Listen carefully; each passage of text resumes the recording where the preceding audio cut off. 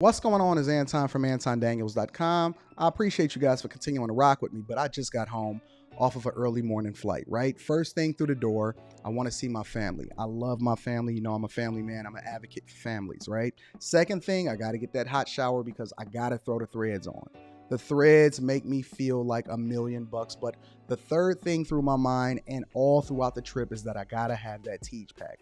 Teej makes my life uncomplicated. It's uncomplicated skincare for men.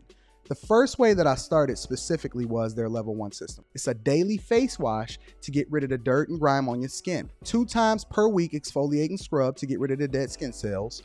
An AM moisturizer with SPF 20 because you should always be protecting your skin from the sun, and a PM moisturizer to help your skin stay hydrated and healthy throughout the night. Here's the thing. My favorite part about Teej Hanley is that every box comes with an instruction card that tells you when to use each product, how much to use, and in what order. They really making the process of achieving and maintaining amazing skin for men uncomplicated. In addition to amazing skin, members of Teej Hanley get tons of benefits, including at least 20% off the retail price, the ability to customize your box, exclusive monthly deals, you can pause and cancel at any time, and you get free shipping. And because Teej Hanley is sponsoring today's video, they're offering my viewers an amazing deal, right? Just click the first link in the description and you get 30% off your first box, plus a free gift.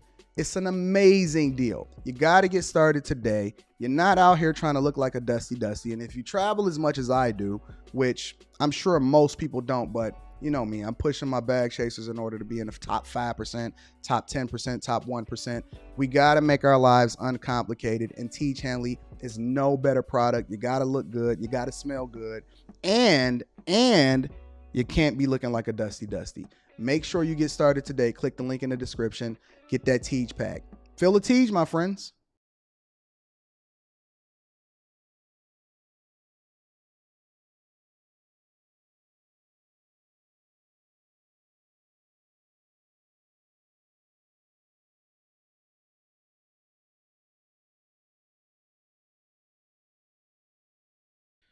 What's going on is Anton from AntonDaniels.com. I appreciate you guys for continuing to rock with me. Thank you for tuning in for another edition of the Millionaire Morning Show. I am your host, Anton Daniels, and I am excited to be before you today. Looking forward to the live stream. I don't even like saying live stream anymore. You know what I'm saying? I like just straight up saying show. I don't even like saying live stream anymore. I just like saying show. Welcome to the show, ladies and gentlemen. I'm excited. It is Monday, November 6, 2023, year of our Lord. Shout out to the people. Shout out to the people. Shout out to the bag chasers. Can we get an early round of applause for the bag chasers?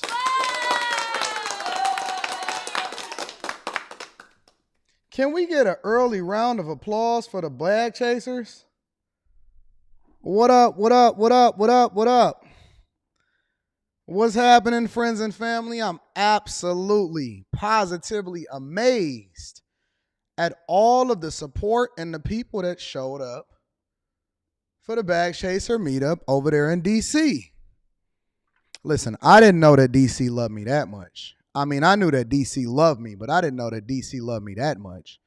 Shout out to DC in the building.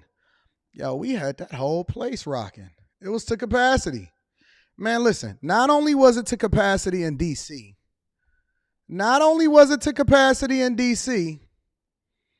but let me say that it was all vibes. It was all vibes in DC. I'm not even going to kid y'all. It was all vibes in DC. I mean, good energy, networking. You could see my voice. Yo, my voice almost never fully recovers. Maybe I just need to take a week off in December in order to help my voice to fully recover, because I'm going to just be honest with you. It was all lit. Drinks pouring, beautiful women, dope fellas in the building. Everybody was catching a vibe. Yo, we had the rooftop. The weather was beautiful over there in DC. It was like in the 60s, and then it was the heaters on the top, and we had the whole bar. The manager said, Anton, you could just have a hotel. Let's just have a good time.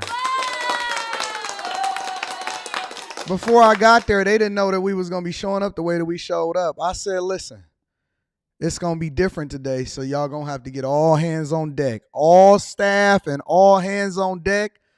And we had a ball up in there, and it was no dusties, no complaining, no fights, no issue. I've been doing my meetups for the Bag Chasers and the Patreon for over 2 years now, and there is nothing but good energy. So you cannot sit here and tell me that black people and white people alike and Asians and Mexicans and Latinos and all different colors of people, you can't tell me that we can't have a good time, because we do it. Maybe I just need to create my own community, like beyond the Bag Chasers. Maybe we just like to have our own city or something. I don't know what it is. Cigars was flowing, and we ain't really need no security in there, but they was in there just to be there. You know what I'm saying? And it was just a good vibe. Good vibe. And I'm so excited to have a community of people that's going in the direction that we going in. Can we get one more round of applause for the Bag Chasers before we get started with the show? Just one more. Because let me just tell you, my dog Executive Suite MLE was in there. Rita was there. Q was there. Fellas was there. Ladies was there. It was all vibes. It was just I ain't even want to go home. I'm going to be honest with you. I ain't even want to go home. I wound up staying until 1:32 in the morning. Then I had to catch an early morning flight. And then my dog, Rayshawn, we wound up having breakfast at the airport. And so it was great. Carrie, you got to come through. You got the next city that I go to, I might do, what y'all thinking, Miami next? Y'all thinking Miami now? I'm thinking, I always hit Miami. I do a meetup in Miami for the winter. We be having the rooftop on 10. Listen, if y'all not, listen. It's a lot of people that think they doing even remotely close to what we doing. Let me be very, very clear. We different over here. We different. Shout out to Lady Life Coach in the building. My baby girl was in the building. We different over here, yo. Listen, if you are not a part of a group, we don't want no dusties. Let me make this very clear.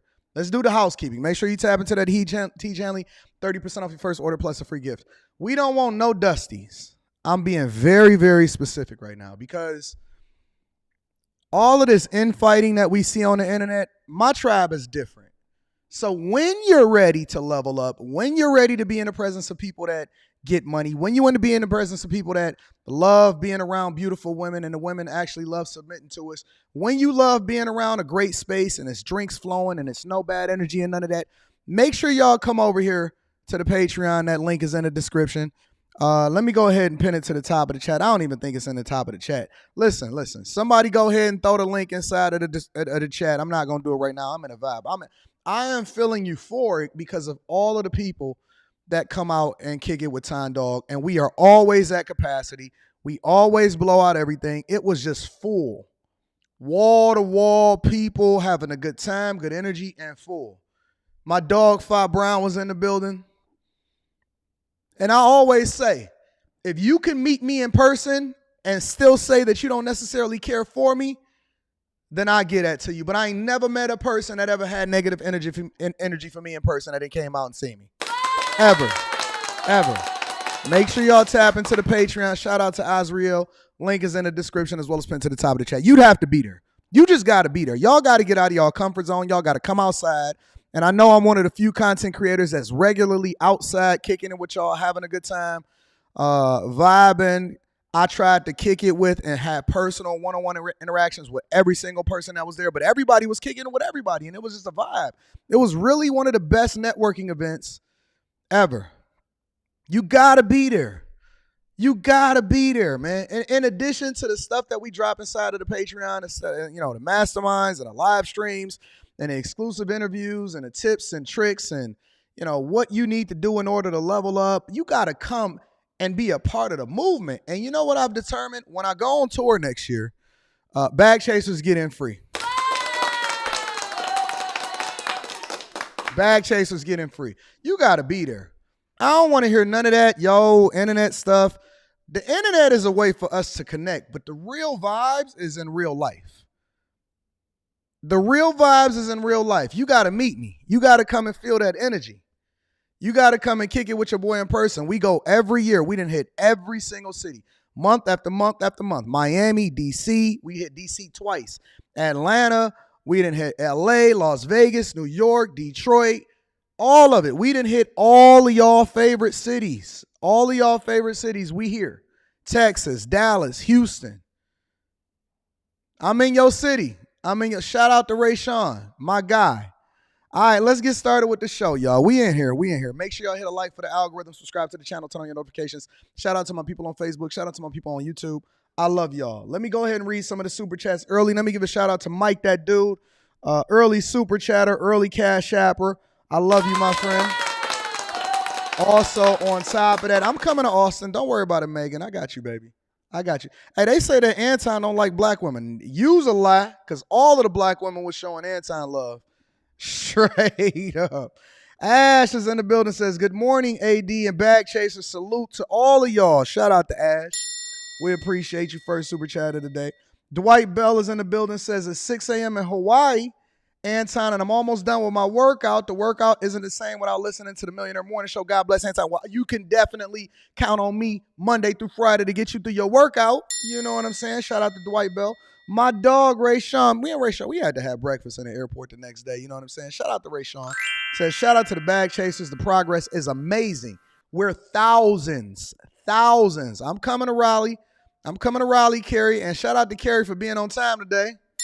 I'm coming to Raleigh. You know what I'm saying? Progress is amazing. Shout out to the Chasers. Shout out to my dog, Ray Sean, running it up. Ray Sean, I thought he was going to take 3 home. I thought Ray Sean. Me and Q, I said, I don't know. Ray Sean may take 3. But Ray Sean is such a good guy, God-fearing. He went ahead and sent the ladies home in an Uber. He said it was nice to meet y'all. He said 3. I say, Ray Sean, I can't tell you what to do, but character is important, so we're going to have to be careful how we move. He said, I got you, Anton. Shout out to Ray Sean. All right, let's go ahead and get started with the show. This next segment, you know what it is. Y'all should be familiar with it now. We a week into this next segment.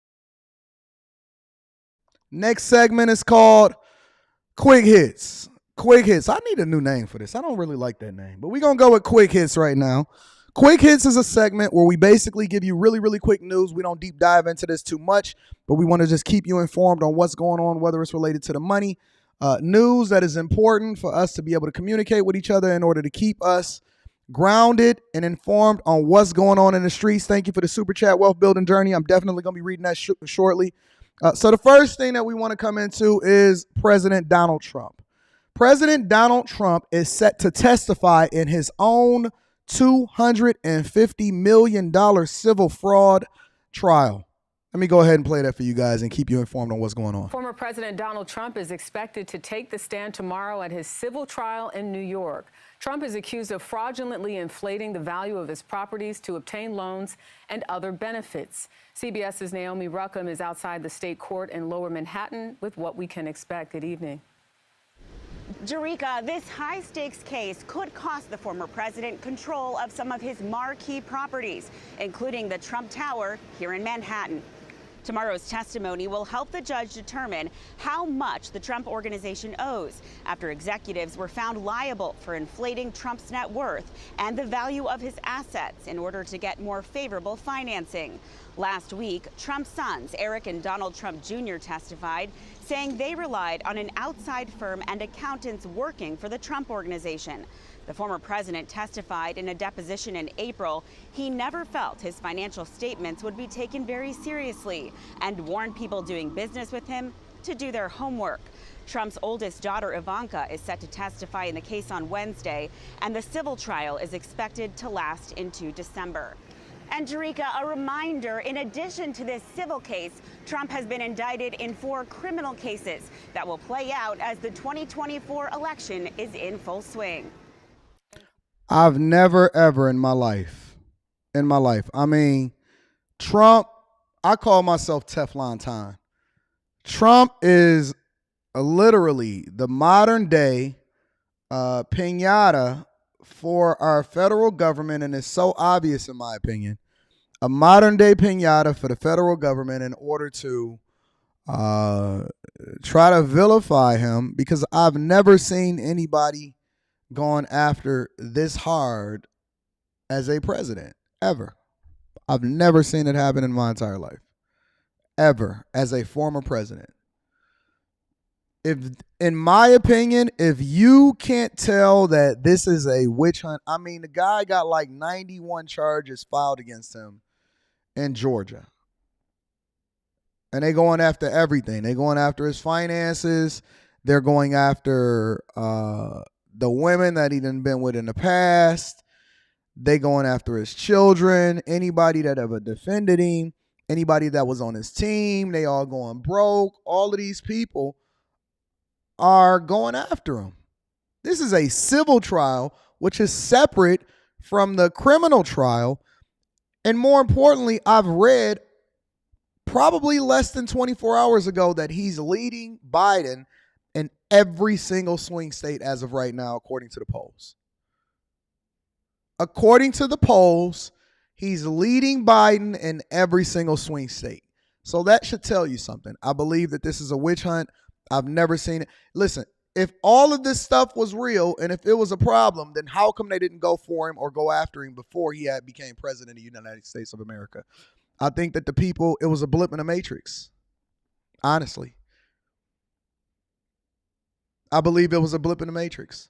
The blip in the matrix, and I said this before and I'm going to say it again, is that when he started the run, when he first announced his campaign for president and he started to run against other Republicans before he even became the Republican nominee and he started running against Hillary Clinton, I don't think that he actually anticipated winning. I believe that he saw this as an opportunity to market himself more effectively. And what he said was honest. And it was a blip in the matrix because it resonated with people. And people actually agreed, because it was the first time, whether you agreed with what his stance was or not, that somebody just said what they authentically believed instead of saying the thing that they thought people wanted to hear. And it resonated. And it actually spiraled out of control because nobody anticipated that it was going to go that way. And so ever since then, I believe that the powers that be, both on the Democratic and the Republican side, I believe that the powers that be is not working in the best interest of the people. And they're working overtime to ensure that this never happens again. And if it wasn't a thing, then how come every single poll, even when it comes to other Republican nominees, we can say we like them, we agree with them, Larry Elder, all of these people, but none of them, even though he never even participated in any Republican debates up to this point, none of them are saying that they are picking any other candidate except Trump. There has never been anybody more polarizing in our lifetime that the people are still rocking with, regardless of what the United States of America or these other liberal states and cities are saying that they want.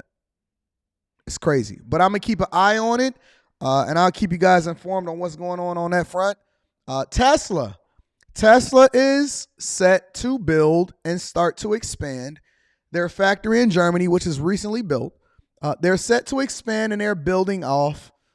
They're saying that they're going to build a $25,000 Euro car in Germany, right? Which is the equivalent of $26,838 over here in the United States.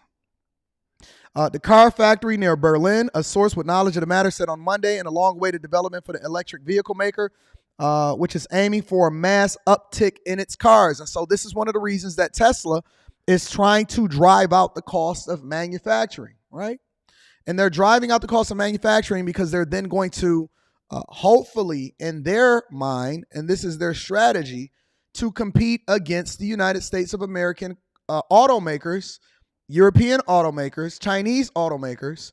They're going to compete against them by beating them at their own game. A lot of people don't even understand how the Japanese automakers and how the Korean automakers, which include Hyundai, Kia, Toyota, Nissan, Honda Motor Company. A lot of people don't understand how they came into prominence in the United States of America because they're not familiar with the auto manufacturing processes and how it was revolutionized throughout the decades in the boomer years, the Generation X years, a little bit of the millennial years. They're not understanding it. And these automakers were laughed at, and they came in as a low-cost alternative to what was being produced and manufactured here in the United States of America. Eventually, they got their quality together.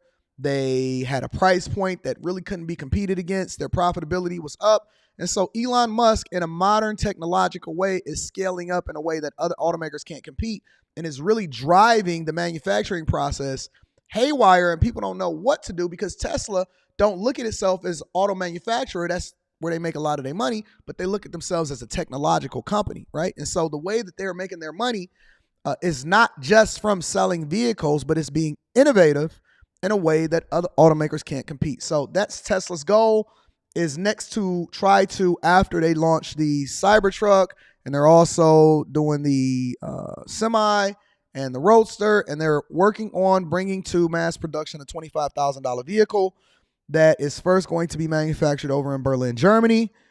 And they want to increase vehicle deliveries to 20 million by 2030, setting it apart from competitors like Volkswagen, who have shied away from setting delivery targets and instead focused strategies on protecting profit margins in their transition to EVs, okay? So that is what's going on that front. And then last but not least, over in Cincinnati, there has been a mass shooting over in Cincinnati. Let me play that for you guys. We got to get this cancer out of our community, out of our city, out of our neighborhoods. Why can't an 11-year-old be an 11-year-old? Or why can't they, come outside and play? This impacts us all. Shock and frustration tonight. Community leaders mourning yet another young life lost to gun violence.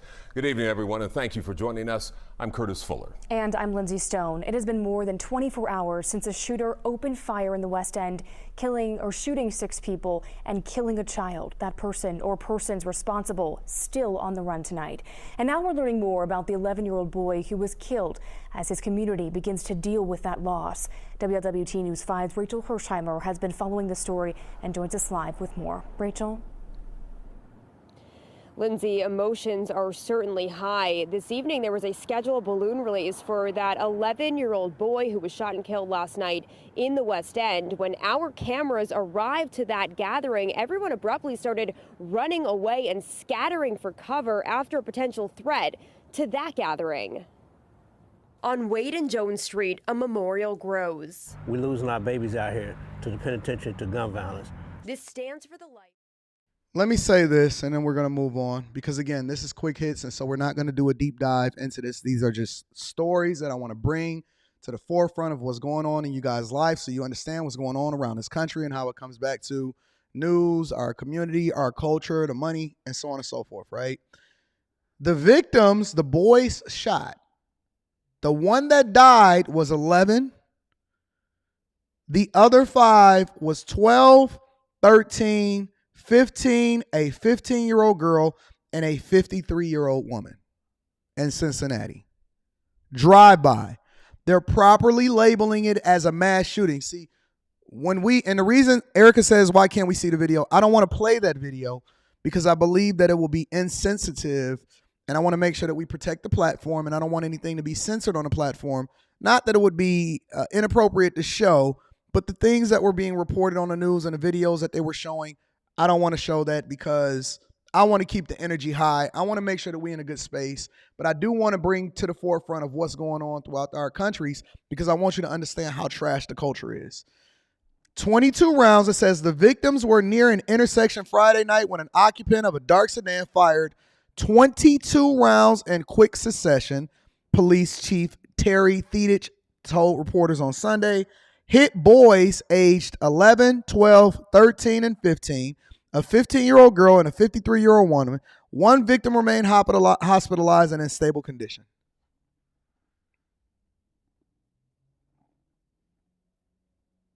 They didn't used to label it as a mass shooting. They used to just say this is violence within the community. They used to just say it was a drive-by. This is normal in our communities. So while we were preparing to go and link up in D.C. and go to the Bag Chaser meetup, shout out to the Patreon members. Link is in the description. Over there in Cincinnati, You had a drive-by shooting with over 22 shots, 5 people hit. One was a 53-year-old grown woman and a 15-year-old girl. The rest of them was 11, 12, 13, and 15. An 11-year-old is still in the hospital. I wonder if we're going to have any of our community leaders speak on it. You know, the same way that they showed up for George Floyd and Breonna Taylor. And remember when they was asking y'all for donations?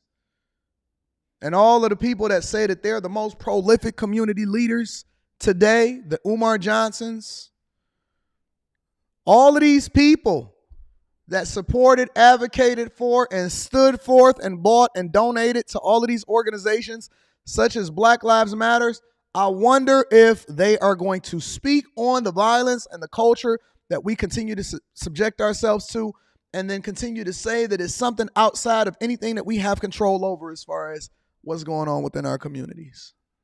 I wonder. I'm just curious. The man that you see right here on my screen is Isaac Davis. He's the father of the 11-year-old boy that was killed on the West End mass shooting, speaking at a press conference. This is a young boy's father, an 11-year-old boy's father that was standing on the intersection that was shot and killed. And this man right here has to live the rest of his life understanding that the life that was supposed to go after him, his legacy, his seed, the one that he loved the most, the person that he was there for, fed, clothed, took to the hospital, mother gave birth to, his son is never coming home. Is never coming home. This man that you see on my screen right here, this man right here is Isaac Davis. Isaac Davis will never, ever see the light of day as far as the visibility that's given in to these organizations that is capitalizing off of you, but is not really solving the problems that's happening inside of your community. After the day, Isaac Davis will probably be forgotten and nobody is going to remember him or his son's name. Y'all don't even care about Shanquella Robinson. Y'all forgot about her. Y'all probably forgot that her name even existed. Probably forgot that Shanquella Robinson's name even existed. No one remembers. Nobody had an interview with the father except for me. This ain't even what the platform is supposed to be about, but we going to bring visibility to the things that absolutely positively affect us within our culture because the culture is trash and the things that we celebrate the most about it. God bless him. Prayers up for his family. I hope he finds some kind of solace and love and some redemption in his life. And the unfortunate part about this whole thing is that whomever did it is still on the loose. And I guarantee you it's somebody out there that knows who they are and they will not speak up about it because that is the culture that we live in. That is Quick Hits, ladies and gentlemen. That is Quick Hits, ladies and gentlemen. Make sure y'all get the likes up. Make sure y'all subscribe to the channel. Make sure you turn on your notifications. Let me read some of the super chats. And then we're going to really get started with the show because I got a whole show, not a half a show, a whole show for y'all today. Wealth Building Journey in the building. Shout out to Wealth Building Journey. Says, appreciate you coming down to our neck of the woods. The DMV showed up. That was a vibe. Shout out to the Bag Chasers. If y'all not a part of the Patreon, the link is in the description, right at the top of the description. Make sure you tap into the Patreon. Hey, somebody in the chat, probably Azriel or somebody, drop that link into the chat for the people to be able to tap into the Bag Chaser. Shout out to my dog, The Wealth Building Journey. Executive Suite MLE, my dog, he was there in the building. Says, great night and great vibes. Rita found the McAllen. Shout out to you guys for being great hosts. Met some cool people for sure. Shout out to my dog, Executive Suite MLE, and he absolutely positively has the best cigars. The best cigars on deck. I'm going to have to bring that to y'all. 187 says, play out the criminal charges during the election. Did I hear that right? Shout out to my dog, 187 in the building. The Cultivator is showing up, says Trump had been consistent with what he says and does since the 80s in the Oprah show. Shout out to the Cultivator. I appreciate you for the love. Thank you for the super chat. JC says, guilty or not, I'm voting for Trump. Black man too. Shout out to JC in the building. He said what he said and he stand on what he stand on. AP313, what up though? He says, besides the quality, what are your thoughts on your electric Porsche versus your Tesla, tech, charging, etc.? Really quickly, I'll give you my thoughts. I think that the Porsche takes a little bit longer to charge at home because we use trickle chargers. The Tesla charges overnight or throughout the day, and it just be ready to go on 100% full charge. As far as quality and build, I will say that the Porsche, hands down, is probably the best car that I've ever driven in my entire life. Hands down, it is the best car that I've ever driven in my entire life. And I've driven them all. I've owned a lot of them. I've driven everything from the Lamborghini Huracans, owned a Bentley, Jeeps, Lexuses, Mustangs, Fords, GMs, Teslas. Everything that you can possibly think of, I've probably drove it. Most of the things. It is by far. And I think that electric vehicles, because the Tesla is no joke either. I love the technological advances that it continues to do, the over-the-air updates and everything like that. But when I pull up in that Taycan, it's different. I mean, you're a movie star. You're a movie star. It's one of the best cars that I've ever driven in my entire life. I don't think that the Tesla is any slouch either. But again, you're talking about a $60,000 Model Y versus a $135,000 Porsche Taycan. You know what I'm saying? So the Porsche is incredible, though, man. I think that the Tesla by far has better charging, and also my Taycan get over 300 miles on a charge. It get over 300 miles on a charge, so it's different, bro. I love that car. I actually get it back within a week. So remember when I crashed it? I absolutely get it back in a week. Jeremy H in the building says, thanks for visiting. DC, had an awesome and productive time. Met two bros that gave me info to level up and was inspired by seeing so many successful black men. They don't think that we exist, but we all out here in a group. And just because we not loud, Anton is the representation of the loud part. But just because we not loud, they think that we don't exist. No, it's a lot of us. And we all getting money. Either we getting money, we figuring out how to get money, or we aligning ourselves with people that's going in the direction that we going in. But we was in the building in D.C. Join the bag chasers.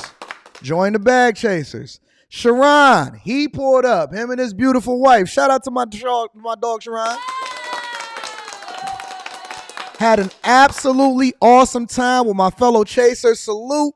Shout out to my dog Sharon in the building. I appreciate you for pulling up and donating to the platform. Real in the building says, man, I'm pissed I missed that DC meetup, but I work in law enforcement and I had to work the protest crowd. Missed the meetup, but made the bag, though. Get that bag, bro. Guess what? This ain't the last one. All next year, we going city to city and state to state, and we going to continue to run it up because every single meetup that we've ever done has been awesome. Thank you to everybody that continues to support the platform. Make sure you hit a like for the algorithm, subscribe to the channel, and turn on your notifications. How about we go ahead and get started with the show? Y'all ready to get started with the show? I got a lot that I want to discuss. Y'all ready to get started with the show? Let's get started with the show. So, before we deep dive into the money, I want to give y'all a little bit of a glimpse of what's happening across the country. And this is all happening within the last 24 to 48 hours. As far as news outlets that are reporting the plight that is happening. Oh, I love Canada. I'm coming to Toronto. Lester, I got you, man. You know I love Canada. But at least you ain't Chicago, right? At least you ain't Chicago. Because I'm not sure. I don't even know if I'm invited to Chicago. Am I invited to Chicago? Y'all? Don't worry about it. We'll get there. We're going to discuss it. But I want to give y'all a glimpse of what's happening all across the nation, okay? And so across the nation, it's getting cold outside. See, when all of these migrant buses and everything like that was coming into y'all cities, and we got so many different sanctuary cities from Denver to Atlanta to down there in Arizona, right? We got Chicago at the forefront of the congregation. New York, Eric Adams said, I'm putting my hat into the ring, right? I don't know what they was thinking, but we got all of these sanctuary cities and spaces, and I've been keeping you guys informed.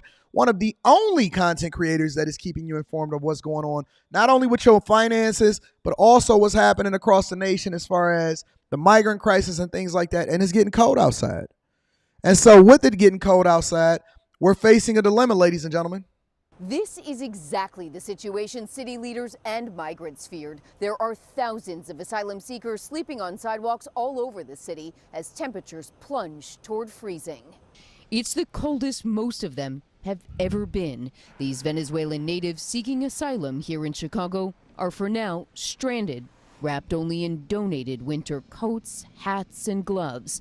all of this feels completely foreign to them. Fam, them Crocs that you got on right there, let me back it up real quick. Them Crocs that you got on right there, that's not going to help you. Shout out to Chris. He was in the building. I'm going to read that super chat shortly. Them Crocs that you got on right there, them jogging pants, that plastic that you got over your tent, they didn't tell you. They forgot to give you the memo. When y'all was in El Paso and y'all was getting over that fence and y'all was just easily walking in and they said, hey, where you want to go? And you said, oh, I want to go to Chicago. Send me to Chicago. When you said you wanted to go to Chicago, you didn't know that Chicago was also called the Windy City for a reason, did you? Yeah. It's different in Chicago.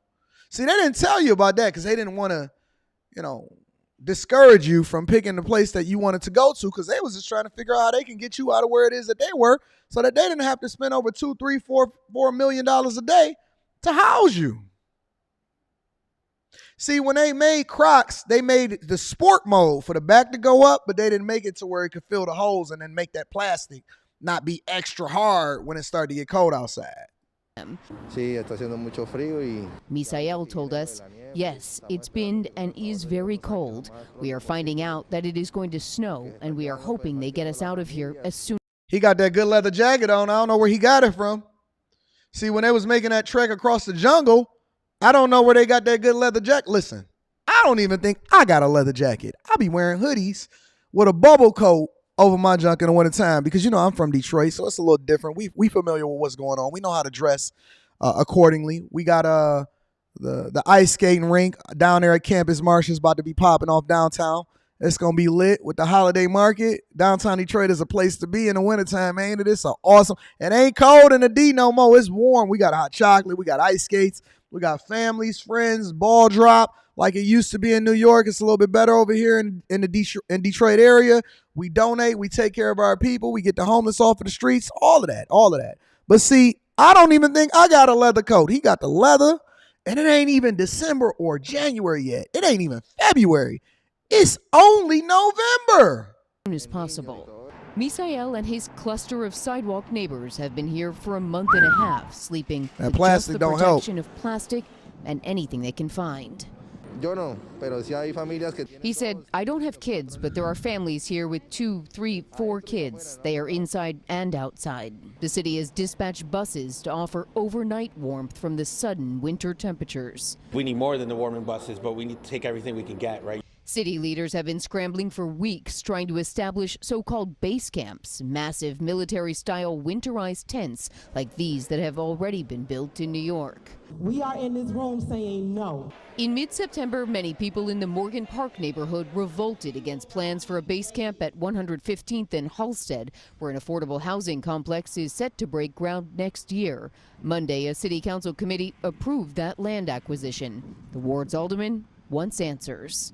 I haven't been given timelines about what this looks like, when they'll be on the site, how long they'll be on the site, what this means for safety for our community. As the city battles blowback on base camps, thousands of migrants are left with just overnight buses and tarps to keep warm. With the possibility of snow tomorrow afternoon, the city says they will expand hours for warming buses as needed. And the question that you have to ask yourself while this is happening is who's paying for it? See, it's easy to have this conversation when you're spending everybody else's money, but when you're spending the taxpayers' money, the people start showing up. And they say, wait a minute. We've been homeless. We getting evicted. We having problems. We can't get our streets fixed. Our property taxes is going up. And where's the money going? Because I know that we don't own our own streets, according to the report that we did last week. I know we don't own our own streets, so where's the money going? Because the money from the parking meters is going over there to Abu Dhabi. You know what I'm saying? And Morgan Stanley. Where's the money going? Oh, so it's going in order to build these base camps and warming buses overnight in order to keep people from suffering. And they out there with Crocs and everything else that you can figure out. And it's only going to, let me tell you something, bro. The cold is the least of your problems when it comes to the constituents that you serve. I predict that there's going to be a reckoning in all of these sanctuary cities with the people that they elected. I believe that there's going to be a reckoning in every last one of these sanctuary cities with the people that you elected, and that there's going to be one of the most historic voter turnout rates on a local level hitherto unseen. I do. Because see, now with people like me bringing this to the forefront of the congregation, I think that what you see right now, that's the mayor of Denver, Eric Adams. Listen, I've never been this familiar with what is happening on a local level in other cities outside of my own than now. And it's because I have an interest to protect the people. I have an interest to provide you with the information that you need in order to make informed decisions. Let me give you some insight on what's going on in other parts of the country. Taking Denver's migrant crisis to the steps of the White House, Mayor Mike Johnston joined Chicago's mayor to meet with White House. Look at all of them giggling. You see them giggling over there in Washington like little schoolgirls, all working together. Brandon Johnson feeling like he a part of the club because he's surrounded by his fellow mayors that may or may not look like him. You got Johnston and Johnston right there. They all fat, greasy, and happy. Got their stomachs sticking out. They tie is extra long so they can tuck it in their belt when it goes over that beer belly, because they've been sleeping good and eating good at night, still getting all of their pay inside of their compensation package, even though they spending taxpayer dollars, and now they asking for federal money. They over in Washington, they said, listen, we want the whole country, all of y'all tax dollars, to share in the pain. And they over there feeling good about themselves. Belly sticking out, beer drunk over the weekend, went to church, went to brunch, probably got some good loving from them wives. They kids is probably going to the best schools, and they stomachs them truckers is sticking out. This is what's happening. Let me show y'all what's happening over there in Denver. And members of Congress yesterday pushing for federal action. More than 100 migrants arrived in Denver today, so the city now has served more than 26,000 people since the end of last year at a cost of nearly $2 million per week. Tonight, Denver 7's Claire Lavazorio is telling us about a hotel shelter closure, despite the increase in people needing help. Denver is spending over $2 million a week. Hey, remember when $1 million used to be something? Now they talking about throwing away y'all taxpayer dollars at $1 million, $2 million a week. Mayor Brandon Johnson is spending the equivalent, according to the reports, of over $40 million a month. Chicago is in such a deficit at $600 million projected, according to some estimates. And they just acting like it ain't even no big deal. $2 million? We just gonna go ahead and blow that bag. Show that Bentley. 2 M's a week. You couldn't get $23 in order to feed your family if you was to go down to whoever it was that was inside of your mayoral office. You would be took through the ringer. Oh no, because you know what? I know. You know how I know? Because I was one of the kids that applied for financial aid when I first graduated high school, before I decided to go ahead and forego the college experience, put it off, and I had to go and get me a job, and I worked my butt off. But I was one of the kids that filled out their FAFSA, because back then you couldn't even really do it online. You had to do it in person. I filled out my FAFSA. I did all of my college applications. They wasn't waiving college applications, right? And I went and I said, ooh, can I get some money in order for me to study and go to college? I'm not going to get a basket weaving degree even though I'm only 18 years old. And you know what they told me? Your mama and your daddy make too much, but not enough, so you can get these student loans that you're going to have to pay back. We ain't got nothing for you, family. On a federal level, on a state level, and on a local level, it wasn't nothing for me. I asked for my reparations in the form of Pell Grants and filling out a FAFSA. They said, listen, we ain't got nothing for you, big dog. Your parents make slightly more than they need to in order for you to qualify, but not enough for them to be able to pay for you to go to school. You're going to have to figure it out on your own. Anton from AntonDaniels.com. I know you're going to be coming up with the Millionaire Morning Show in like 20 years from now, so don't even worry about it. You're going to figure it out. You're going to make a way. But we're going to spend this $2 million per week on making sure that we go ahead and get this next class, our next voter class, up to date and up to speed. And that's a fact, though. That's a fact, though. And I did it all the right way. We didn't change it. We didn't modify no figures. We was too scared to get in trouble. I said, listen, I'm going to have to come and do this show, and I'm going to have to be, I don't want no felonies on my record. I don't want my parents going to jail, none of that. I'm going to have to go ahead and do it the right way. So we got it out the mud. We got it out the mud. They're spending $2 million in Denver per week on people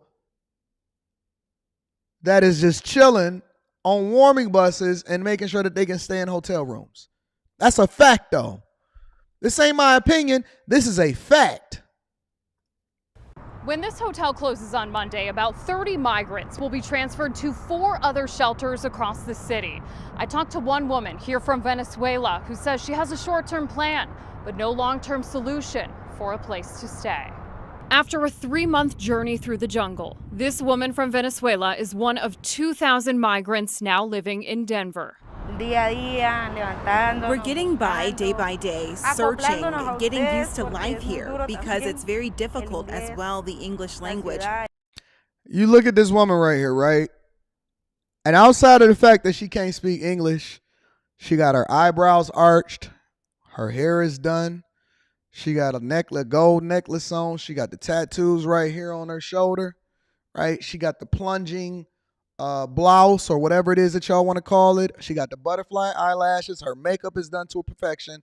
And she's has her mask covering her mouth because she don't necessarily want you to see.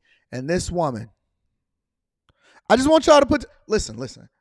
I come from a different space and a different culture. I'm not just going to look at the news for what it is. I'm going to break it down based off of what I see because I'm from the streets of Detroit. And so my context clues lead me to think something a little bit different than what the news is presenting to me and the fact that she don't speak no English, right? This woman wants me to believe that she had a hard trek through the jungle.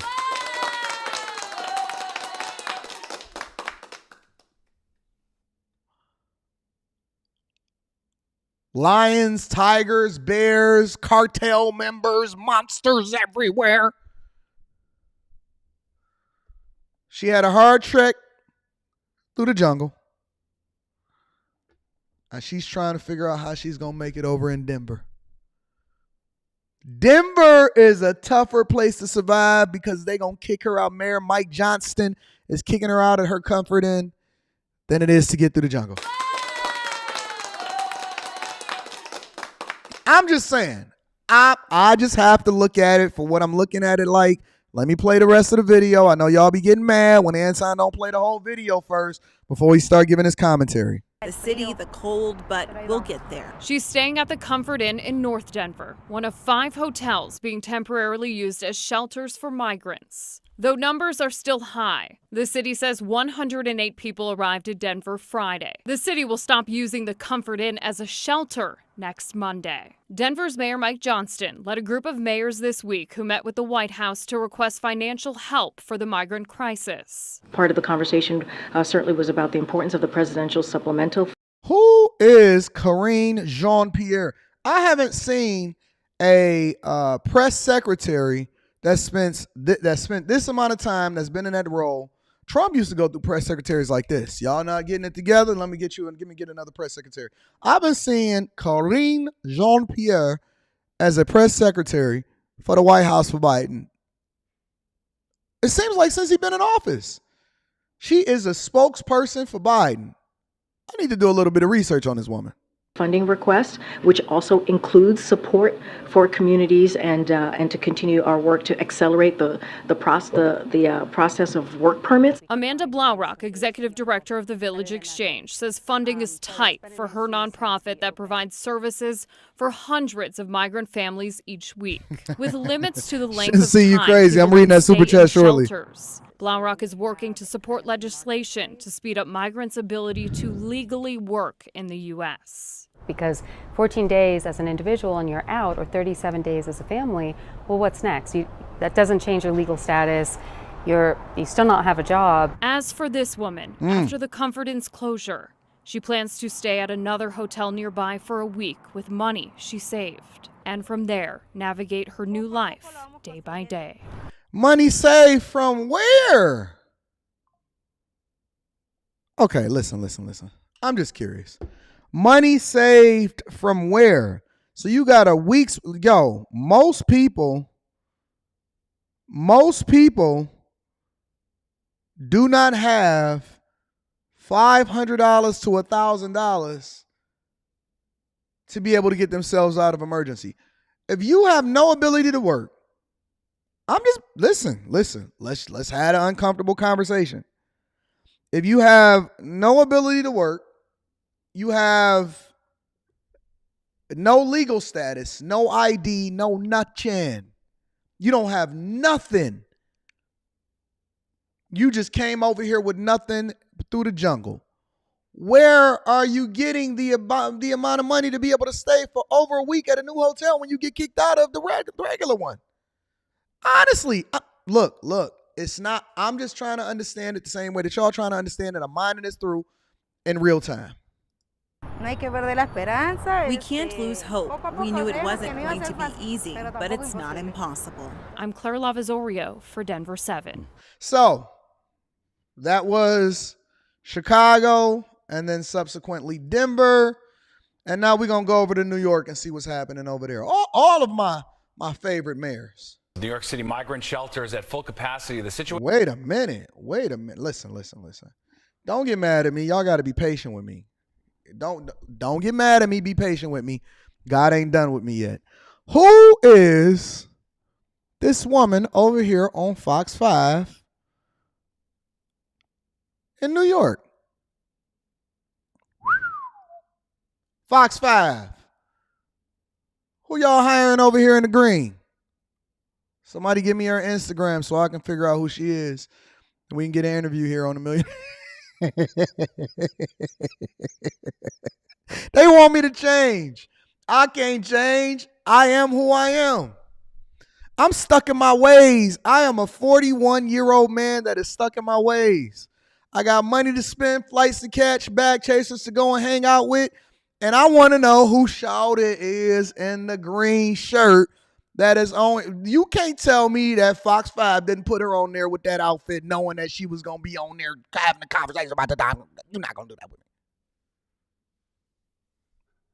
Shawty. Hair flowing, greening, wasting. That's why I don't need no co-host. I don't want no co-host for the Millionaire Morning Show. Tam, Renee, you got me? A lot of y'all think that y'all got husbands that don't be like, we pay attention. That don't mean that we got a touch. We just looking. We just want to know I want to know what's happening in my. Let me get past her. Let's see if she know how to have a conversation at least. Situation so dire, the mayor has said migrants could end up on the streets. For many of those who came to the U.S. in search of a better life, the American dream is proving to be difficult. No ring. Stephanie Bertini talked to a single mom of four who said, somebody give me her Instagram. I need to know what's going on. Among the asylum seekers living in one of New York City's hotels now being used as a shelter, this woman and her children. Hey, Abele says lusting with eyes is a sin. Then lock me up and throw away the key.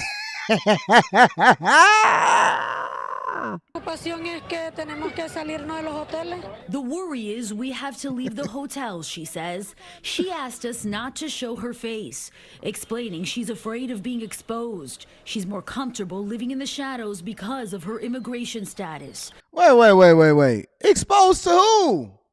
We don't know you. We don't even know if that's your real name. We don't know you. We don't even know if that's your real name. What do you mean exposed? What you got, an OnlyFans? What you on, Instagram or something? Your friends is going to call you out and say, no, whatever. What are you talking about exposed? Exposed to who? You don't even speak English. Fear is something she's learned to live with since she left her home and made the dangerous illegal journey to the United States. I can't work. Oh, I no, can't not do the anything munchkins for the 4 inside of the children. diner. It's complicated, she says. What they playing like on? Every mother, she wants the best for her kids, and that was her motivation to leave her country, a nation in South America where people contend with poverty, political oppression, and other dangers. The quest for a better life, the fight for the American dream, it's the story of countless migrants who are willing to take big risks. This mother paid a human smuggler. She says they traveled through dangerous terrain and crossed several countries, including Colombia, Panama, and Ecuador. Eventually, Wait. I thought that these people was seeking asylum. I'm just curious. I just want to make sure that we all on the same page. How are you paying a human smuggler? So you went through all of these other spaces in order to get over here, and then you ended up in New York. Yo, this is wild. This is wild. Okay, so all right, question.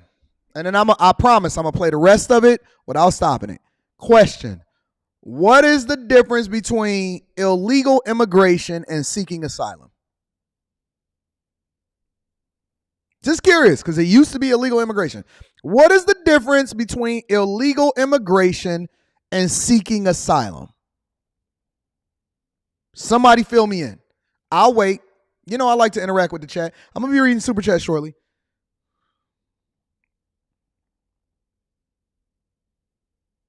If you're paying a smuggler, coyotes, to get you through in order to get you up through to New York, and I'm always open to being corrected, educated, get more understanding. What is the difference between illegal immigration and seeking asylum? If you paid for a smuggler to get you through up to New York, what is the difference outside of a free bus ride to get there? eventually they crossed the U.S.-Mexico border. We saw many dead people, she says, telling us one of her children almost drowned and her oldest got lost. He was separated from the family for a few hours. A lot of ugly things, people dying of hunger, he says. Clearly, he's already seen the worst life can offer. The illegal journey into the United States proves deadly for many. U.S. Customs and Border Protection has long documented the dangers. When non-citizens cross the border unlawfully, they put their lives in peril. But migrants continue to pour across the border and make their way to New York City, a sanctuary city dealing with a huge overflow that has become a humanitarian crisis. The demand for shelter so overwhelming, officials are now enforcing new measures like time limits, 30 days for singles and 60 days for families. And then we don't know where we will go, she says. She's on the edge waiting for more information after seeing this posted in the halls of the hotel where she and her children are staying. It's written in several languages, including English, and says in part, Mayor Eric Adams announced a new rule that impacts all families with children staying at this location. Site staff will provide you with information about when your last day at this location will be. You know, the interesting thing about it is that I'm not sure what the end game is. I think I'm pretty smart. It takes me a little bit longer to get it as a C student, but I think I'm pretty smart. And what I'm trying to understand as we report the news and we mine this out and we try to figure it out, and we've been reporting on this for a long time. I mean, months on months on months, right? And I'm trying to figure out what the end game is, not just on a local level, because I believe that these mayors are leveraging these people in order to get more money. And so what they're doing is that they're betting on the idea that Biden will make sure that they get the funding that they want in order to continue to fill in the budget holes for their cities. And they're leveraging these migrants in order to do so. And they're saying that it's a sanctuary city because it's a gamble.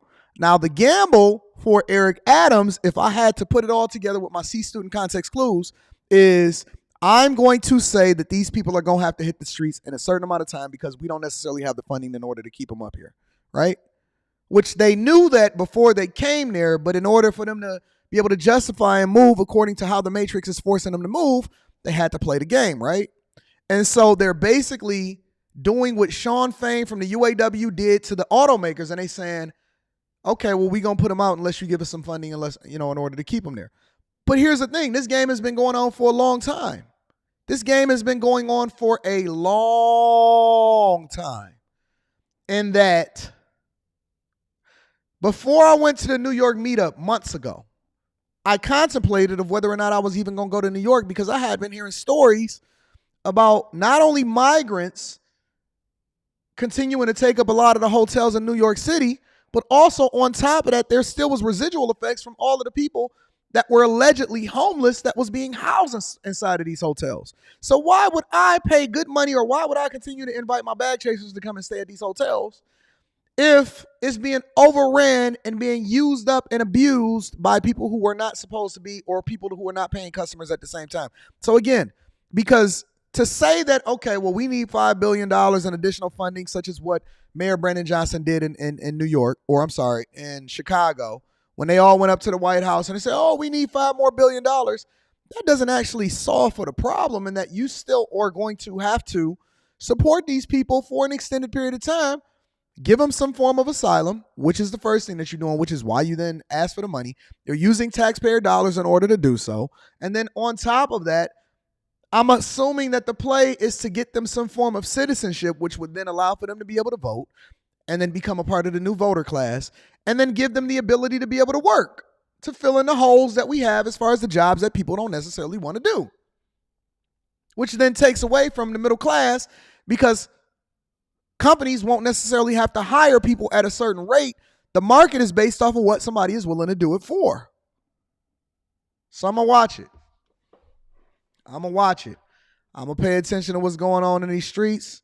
But let me see what baby girl, let me see if she put her Instagram up here real quick. I know we're concerned about the migrant crisis, but I just need to know what's going on. Hey, somebody find out what's going on at Fox 5 in New York. I'm curious what baby girl is, what her mindset is. I'm not interested. I don't care about what she looks like. I'm trying to understand what her mindset is and what her thoughts is about the migrant crisis. I love to interview her here on the Millionaire Morning Show. Hey guys, find out Fox 5 who that is. We need to figure out who her Instagram is. We're gonna reach out to her, see if we can get her to join the show to give her thoughts. You know what I'm saying? Let me read some of the super chats, and then we gonna continue over with the show. Chris J in the building. Shout out to my dog, Chris J. Hold on. Let's do that. Boom. Says, good morning, people. Salute to Anton and the DC Bag Chasers. Love the people in the city so much. I will be returning summer, fall 2024. They love us over in DC. They love us over in DC. Brittany B is in the building with the 2 balls. Says DC meetups are the best. Salute to the bag chasers. Shout out to Brittany B. She definitely came through. Melvin Johnson says Winterfest is a blast. That's over here in Detroit. We have a great time for Winterfest. I'll be ice skating with the family. Y'all didn't know that black people ice skate? Come and see me for Winterfest over here in Detroit. I'm going to be ice skating. Double R. Quake says it's all bad if they're Iran's Trojan horse. A lot of people are not familiar with that, but they're saying that there's people over here that's already in the country that got in through the migrant crisis that are now decoys and well, I don't want to get into that. We're going to get into that later. Kojo says, thanks for hosting a great event. Nice meeting everyone in assalamu alaikum. Rush. To all my Akis, I was the one in all white. Shout out to my all white ones. I appreciate you for holding me down. Diane Crowder just came through with the 10 ball. Said I'm going to drop this inside of the collection plate. The cultivator says the border is wide open. How convenient is this for the election? They don't know who's here. In addition, what set of circumstances would warrant martial law and a shutdown at election time? Oh, okay. Shensi is in the building, says, I got asylum for the Venezuelan shouter in the Jersey.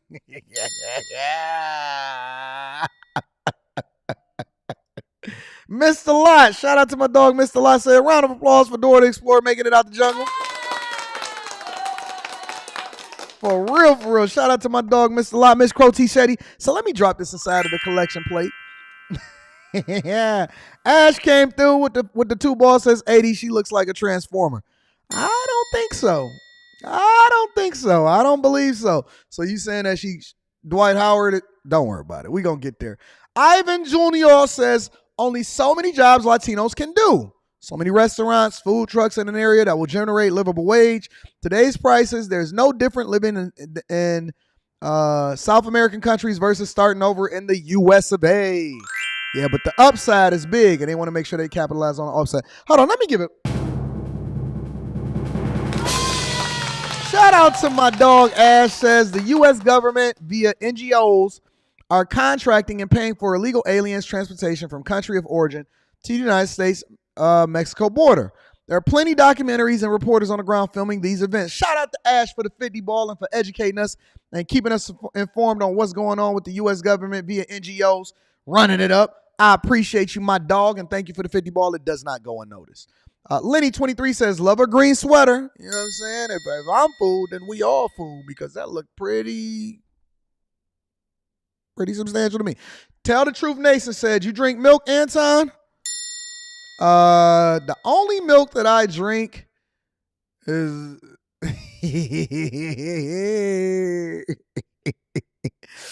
Nah. Sometimes, occasionally, I might have some almond milk if I feel like getting some cereal in order to remind me of what King Vitamin used to taste like. You know what I'm saying? I don't know. I don't even think Rita ain't got no milk no more. What is that, powdered milk? Don't worry about it. We'll get there. Shout out to Tell the Truth Nation. Nah, I don't drink no milk unless it's that I'll be trying to get the milk out, but it ain't no milk in there. You know what I'm saying? Milk and honey. Josh the Roofer is in the building. Says the government is clearly marketing to these countries to come to the U.S. I wonder what's influencing them to come when they start marketing it. I don't know. You know what I'm saying? Anton Daniels in the building, so on top of my game, I'm coming in through the ceiling. Y'all said y'all drink breast milk?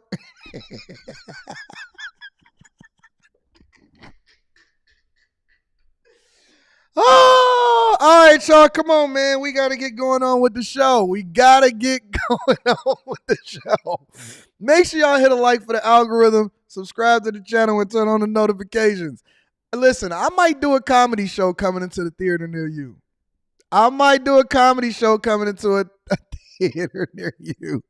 The UAW. Let's get through this quickly. Obviously, they've struck deals with all of the automakers in the Detroit area, including Ford, Chrysler, or Stellantis.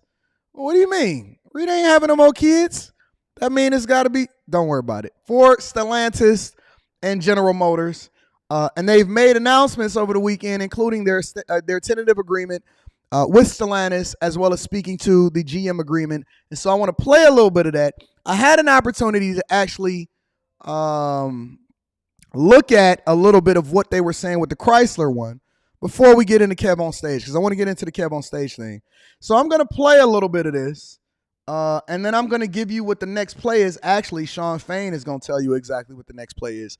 But I'm going to fast forward it because a lot of people are familiar with the Stellantis deal.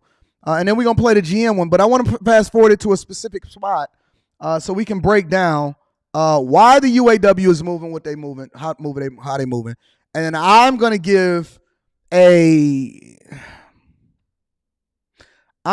you what I think Sean Fain's long-term play is. Not just the next play, but the long-term play is. All right? Let's get into it. Make sure y'all tap into the Patreon. That link is in the description. Somebody drop the link inside of the chat for the Patreon. I'm going to pin it to the top of the chat. Industry and the union. This is Sean Fain speaking about the Chrysler tentative agreement, and then we're going to move over into GM, and then I'm going to tell y'all what I believe the next play is. Wherever this industry goes, the UAW is going with it. And we're bringing the standards we fought for to the EV transition. That's the future of this industry. Now let's talk about our futures. There was a time when working at the Big Three meant a secure retirement. In the Great Recession, the auto company... Who is this little mob boss over here talking? with this hat on? Who is Joe Pesci's daddy on here speaking about the Stellantis tentative agreement? Companies gutted our retirement and divided us with the two-tier system. Well, we fell short winning a pension back for all of you and all of our members. But what we did get were billions in our retirement accounts for all of our members, including gains we haven't seen in 15 years or more. Due to 401ks increases and historic wage increases, In Progression members will receive between 72 to 142% increases in company 401ks. Contributions by the end of this agreement. Those who still have a pension got a boost too, with a $5 added to the multiplier. Now, UAW members, let me say something. When they say you got a boost added to your 401k, that means you actually have to max out on your contributions in order to really benefit from it. So the company has no obligation to automatically pour money as far as a match into your 401k if you don't contribute into yourself. I see this more often, and I pinned it to the top of the chat as far as the link to the Patreon. I see this more often than not, and if you go into any orientation for any job that you go into, they will emphasize this. That is a benefit. Most people are not taking advantage of all of the benefits that come along with whatever job that they work at. Anybody here, the first thing that I want you to do when you get off of this live stream today, and I'll remind you before you leave, is I want you to call into your benefits office to make sure that you're maxing out on everything that you have supposed to come to you as far as what is offered. One of the reasons why these companies offer such great benefit packages is because they know that the majority of the employees is not taking advantage of it. So most people are not getting the most out of their 401k. Most people are not getting the most, even from a tax perspective, out of their 401k, their 403bs, your health savings accounts. You're not really aligning your benefits according to what it is that your lifestyle is supposed to be. You're not maximizing the tuition reimbursement or assistance. And a lot of people are not getting the most out of it. And at the very least, you get every single dime of free money, and you do not fumble the bag. But let me continue because I want to get into what it is that the final play is, all right? And we won for current retirees, bring back the annual $500 bonus. That annual $500 bonus is not only for current retirees, but also surviving spouses. I think that captures what we tried to do in these negotiations. Win big for everyone. And win even more. Wait. I see. You said you took all of your money out? All of your money out of what? Out of your 401k? Oh, you never do that. Ever. Under no circumstances, I don't care how bad it get. Under no circumstances do you ever take an early withdrawal out of your 401k. Listen. Under no circumstances. Yep, I'm going to read that. I got the IBM coming. That's going to come tomorrow. That's a part of the tomorrow's show because IBM is changing the way its benefits package is set up. Under no circumstances do you ever take an early withdrawal. I don't care how bad it get from your 401k. Don't let nobody fearmonger you into it. Don't nobody convince you of it. You never. This is why I like to interact with the chat.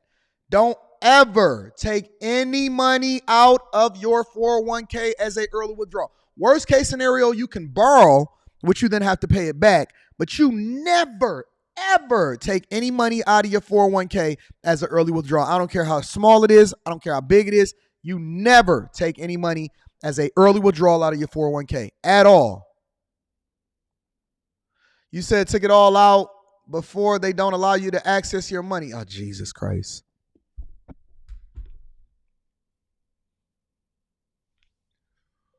Let me continue with the show. I can't address that right now.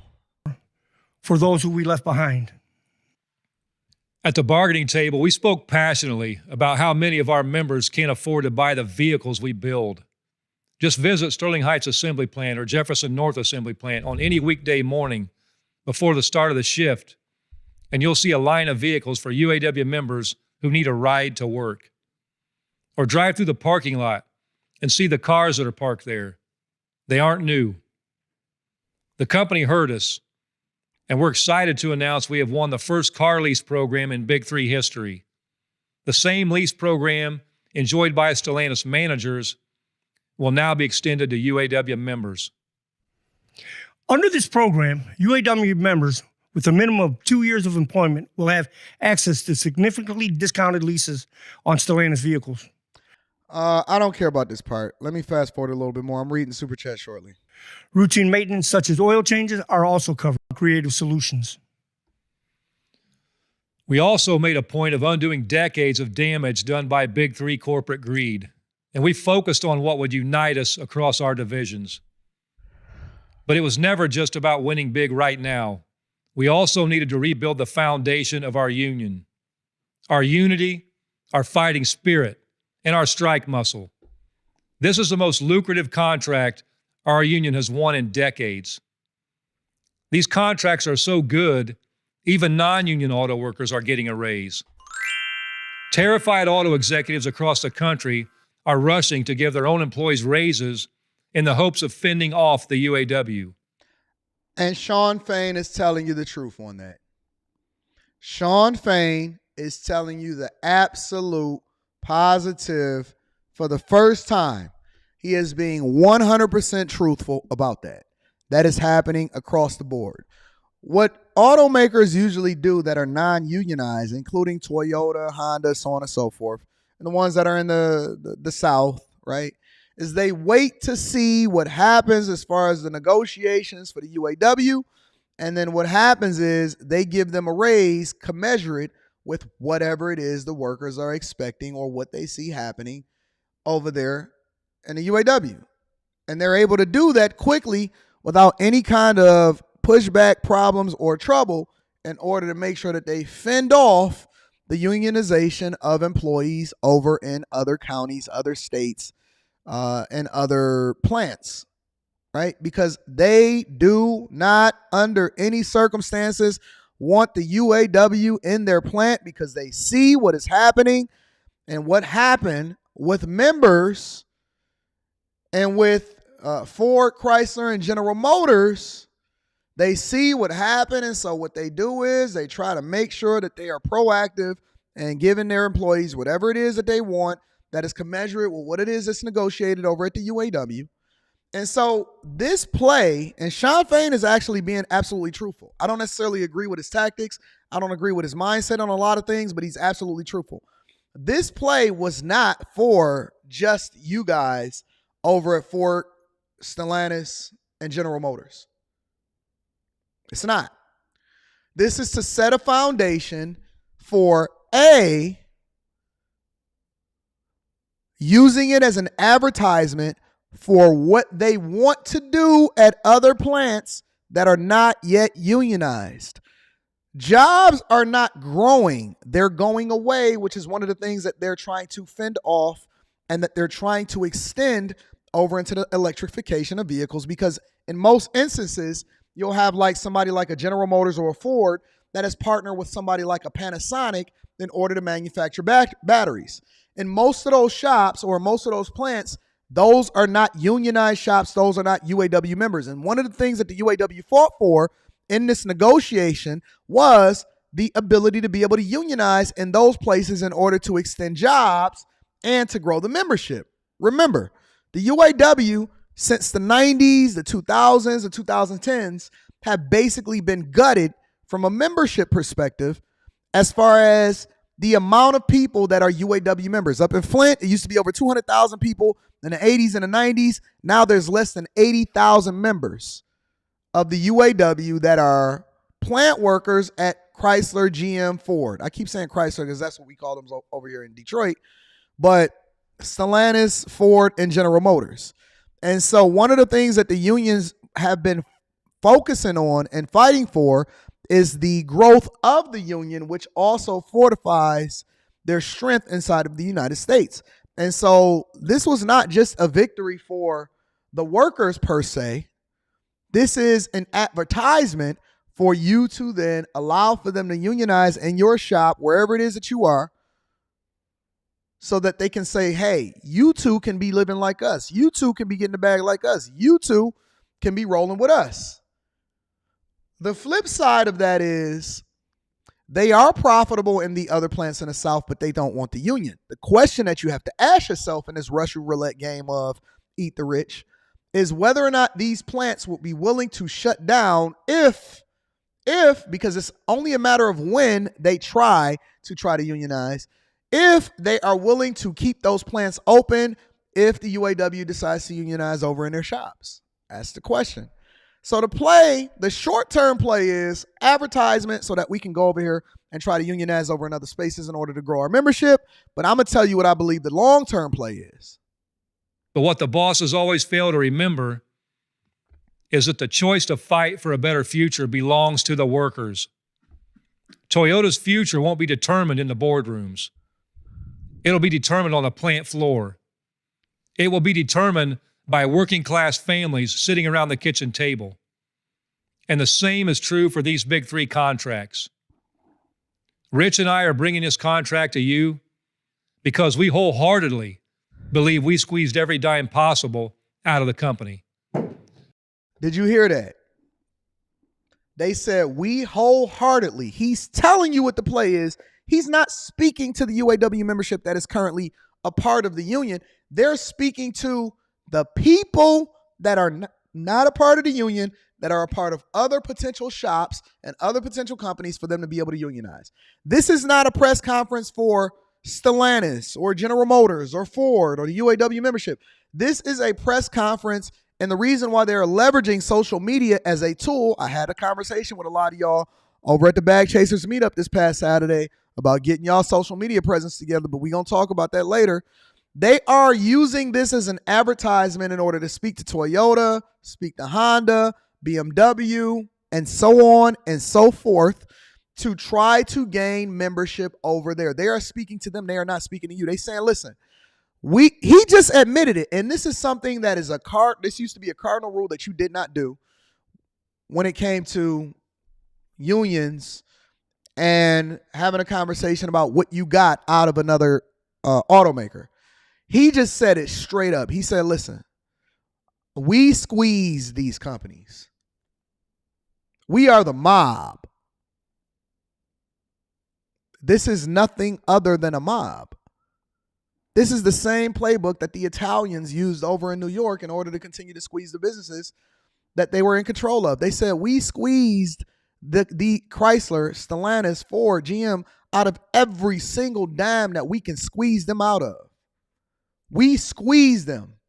I was studying, and I'm always doing research, and so in my downtime when I was on a plane over on my way to DC, and I was reading an article and I was doing a deep dive so that I can get more insight into what we're talking about on a regular basis. And Mary Barra, who is a CEO of General Motors, they are reporting from an undisclosed source at the negotiation and the bargaining table that she was like, yo, I don't even want to shake y'all hand. It is standard policy that at the end of a negotiation and a ratification of an agreement that the CEO and the union president, Sean Fain, Mary Barra, go and do a ceremonial handshake. And it was so tense in the room, this is what they're saying, that she was like, yo, because they was trying to figure out whether or not they wanted to do a handshake, and the people was so tired and all of this other stuff. And she just straight up spoke up and she said, listen, why don't we skip that?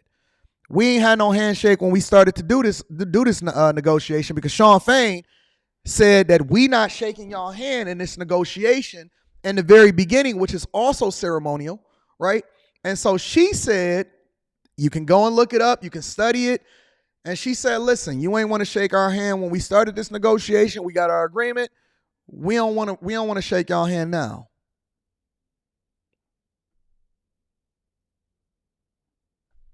We don't want to shake y'all hand now. Let me pull it up. You don't believe me. Let me pull it up.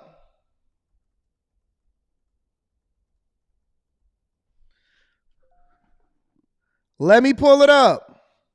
They say she refused to shake his hand, refused to shake the hand of the union,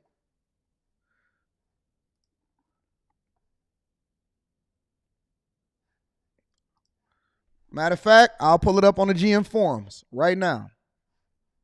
I'll pull it up shortly. Let me get. But what happens next is up to all of you.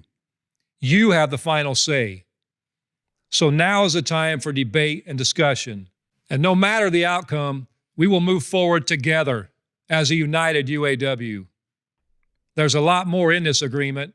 So for more information, including your highlighter and white book, please go to uaw.org/Stellantis 2023. And remember, UAW. Forget all of that. Let me share it with you. Mary Barra refused the symbolic GM UAW handshake, says a second source. This is substantiated by more than just one person that was in the room. A second source with knowledge of the exchange told the Free Press, the Detroit Free Press, on Saturday that they too recalled that Fain suggested he and Barra get together for a handshake after the ratification. So after the union members then ratify whatever the agreement is and they vote on it and they say, yes, we're going for it, then they get together and they do the ceremonial handshake. Barra, who is this woman, maybe we do need more women CEOs, said something along the lines of, you didn't do the traditional handshake at the start, and I don't think we need one at the end. It's a practice that I don't think that we need to continue. You ain't want to shake my hand before we started this negotiation. I'm not shaking your hand afterwards. It's a practice that I don't even think that we need to continue. We can just did that. We at odds now. She said it without saying it. She says we at odds now. We not kicking it. We not friends. We not going back and forth. We don't have to shake hands. We ain't got to do nothing. This is 100% business now. Let me tell you something. Let me tell you what I believe is about to happen. Hear me and hear me very, very clearly. I believe because y'all saying that y'all going to do this all over again in 2028, I don't think it's going to go that long. I don't think it's going to play out the way that y'all think it's going to play out. I don't think it's going to play out the way that it's going to play out. People can take losing at the negotiation table, but they cannot take being humiliated. I don't care who they are. I don't care how much money they make. I don't care what management is doing or none of that. They cannot take being humiliated. They will not take continuing to have their legacy being tarnished. And they absolutely, positively are going to do the thing that's in the best interest of themselves and their shareholders because they are themselves a shareholder. Their compensation package is largely tied to the performance of the company, all encompassing. And so they're largely describing this as, and Sean Fain was quoted as saying that the automakers describe this as them basically having a gun to their head. That is what Sean Fain described this as. Word for word said this was like having a gun to their head. This is what the CEOs are saying. I believe that they are preparing and they are not going to get caught with their pants down this time. I think that it's over. I think that they are going to make a transition. They're going to be building plants in other places. They're going to simplify the process. They're going to wring out every cost in order to be able to survive. And when they survive, they're going to drive up profits off of the idea that they are going to prepare themselves for what's going to happen in 2028. And they are not going to be interdependent on the union in order to continue to survive. I don't believe it even a little bit. If I'm the union members, if I work for General Motors, Stellantis, and Ford Motor Company, I am going to make as much money as I can. I am going to work as much overtime as I can. And I am going to become as educated as I can to not be dependent on that job going forward, considering how I've seen things play out today. I am going to pivot. I am going to have a backup plan. I am going to educate myself. I'm going to put myself in a better position to be able to start my own businesses. I'm going to make sure that I get my degree on this tuition assistance that they offer me or tuition reimbursement. And I am going to make sure that I prepare myself, because in 2028, when we having this conversation and I'm on this national network and I'm going to y'all cities and I'm kicking it and I got my $30 million and all of that other type of stuff, understand that I'm going to bring this back up and I'm going to say, I told you so. I got a long memory when I say that I told you so. She says she not having it. She not having it. Let me read some of the super chats and then we're going to move over with the show because I got a good segment that I want to share with y'all. Somebody shared this with me on my email and I want to get to it, but let me read the super chat. Lenny23 says, if they only knew eggs, milk, and gas cost more here, they would have made the transition. Shout out to you, Lenny. I appreciate you. Executive Suite MLE is in the building, says, The migrant women out here in NYC selling that cat. I heard that too, big dog. I heard that too. Doing something strange for some change and selling candy that makes you dandy. Mayors is aware. They said they got their own hotel room on the behalf of the taxpayers to do something strange for some change. We Call BS says, what up, Anton? What up, though? What up, what up, what up to my friends over We Call BS. Tech Coach Ralph is in the building, says $35,000 casino workers in Vegas plan to strike if a deal is not reached by November 10th. The strike would occur days before the Formula One and Las Vegas Grand Prix. Woo! They holding a gun to all of these people's heads, ain't they? I was thinking about coming out there on November 16th in order to go to a... let me be quiet. Let me be quiet. I don't want y'all to know what I'm tapping into. I might even pull up to the... shout out to Tech Coach Ralph. I appreciate you. I might even pull up to the in-season tournament championship over there on December 16th or something like that. I don't know. Darnell says the DC meetup was diverting. Let's do Jamaica 2024 beaches and bag chasing. You dig? I'm going worldwide with this thing. Also, I'm a medical traveler. They don't offer a match, so maxing out is a waste. I'm going to pull out for a house. No. It's not a waste. It's not a waste. Listen, it's not a waste just because you're not getting additional free money from the company. You're also saving money as far as the tax benefits that come along with maxing out. In addition to that, it's growing tax-free if you do a 401k Roth. It's putting you in a lower tax bracket and reducing your tax burden now if you do a 401k while it's also growing tax-free. So there's so many benefits to it, so it's not a loss. Just because you don't get additional free money, you still want to max out at that 2024 rate at $23,500. You know what I'm saying? We're going to get into it. Shout out to my dog Darnell. Don't not max out. Plan to max out your 401k every single year. Let me get into it. Let me continue to move on with the show because we got a lot to cover. KevOnStage. KevOnStage. Now, the only time that I've ever covered KevOnStage was when KevOnStage wanted to cover and give his thoughts after Kevin Samuels passed away. Now, you guys know that me, Anton from AntonDaniels.com, decided that I wanted to get away from and I wanted to actually let Kev rest in power. I'm not even going to say rest in peace, rest in power. His family is in a great space. His mother, his daughter, and so we want to let them rest in peace and be able to have some kind of solace in the idea that Kev left this space in a better space than had he not been here. That's a fact, though. All right? And so there were a lot of content creators and haters of Kevin Samuels that then came out of the blue, and they wanted to give their thoughts on the misogynistic ways of Kevin Samuels and all this other type of stuff. And they have nothing. Most of them ain't have nothing to say when he was alive, but they had a lot to say when he left, right? So that was the only time, because, you know, we get to the money over here. And so getting to the money, if KevOnStage ain't talking about nothing or it ain't coming back to the money, then it's nothing for us to cover. But he covered that, and so I took a little bit of my time because I was on a rampage at that time. And so I've stepped away from it. I took a little bit of time to address it and address some other people, including some pastors and preachers and KevOnStage and Boyce Watkins and what's his name, Umar Johnson, and all of those guys, right? But KevOnStage has recently hit my radar as way of an email that somebody sent to me over the weekend that KevOnStage said that it's a content recession out here. He said content creators are going through a recession. Apparently, I didn't get the memo. You know what I'm saying? Apparently, I didn't get the memo.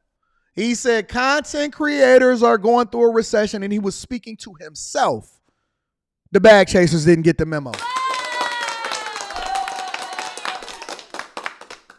So let's deep dive into it. I'm going to share with you what he said, and let's break it down. Make sure y'all hit a like for the algorithm, subscribe to the channel, and turn on your notifications. If you have not already, make sure you tap into the Patreon. The link is in the description, as well as pinned to the top of the chat. Let's get to it, y'all. Yeah, I wanted to clear something up real quick. I realized I said this at length on Patreon, but I didn't address it in the public. So as you've noticed, I've been promoting Patreon more and more, especially the last week or so. And I never really said why. So I'll just be upfront with you like I was with the Patreon yesterday. Podcast revenue has been down around 70% for me. Let's stop there. Let's stop there. I'm going to play the whole video, but I want to break this down frame by frame. He said, basically revenue from content, as far as they podcast and all of this stuff, is down 70%. 70%. That's crazy. I would say that podcast revenue for me is up 70%.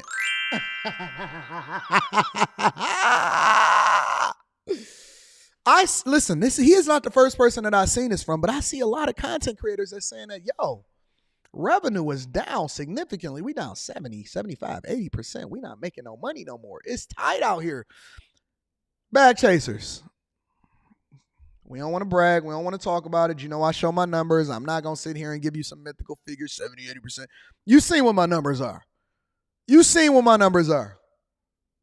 You seen everybody eating over here. We hiring. We not laying off.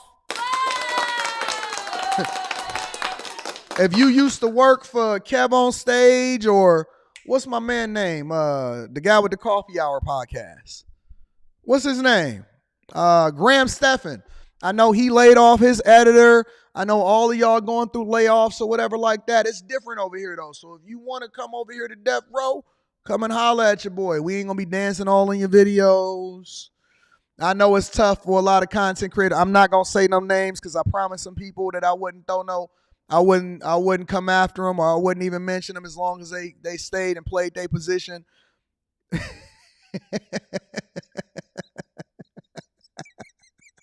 It's a lot. It's some gnashing and some suffering at the teeth. I'm going to give my thoughts in a minute, but he said that revenue was down 70% over at the KevOnStage studios. In all my podcasts.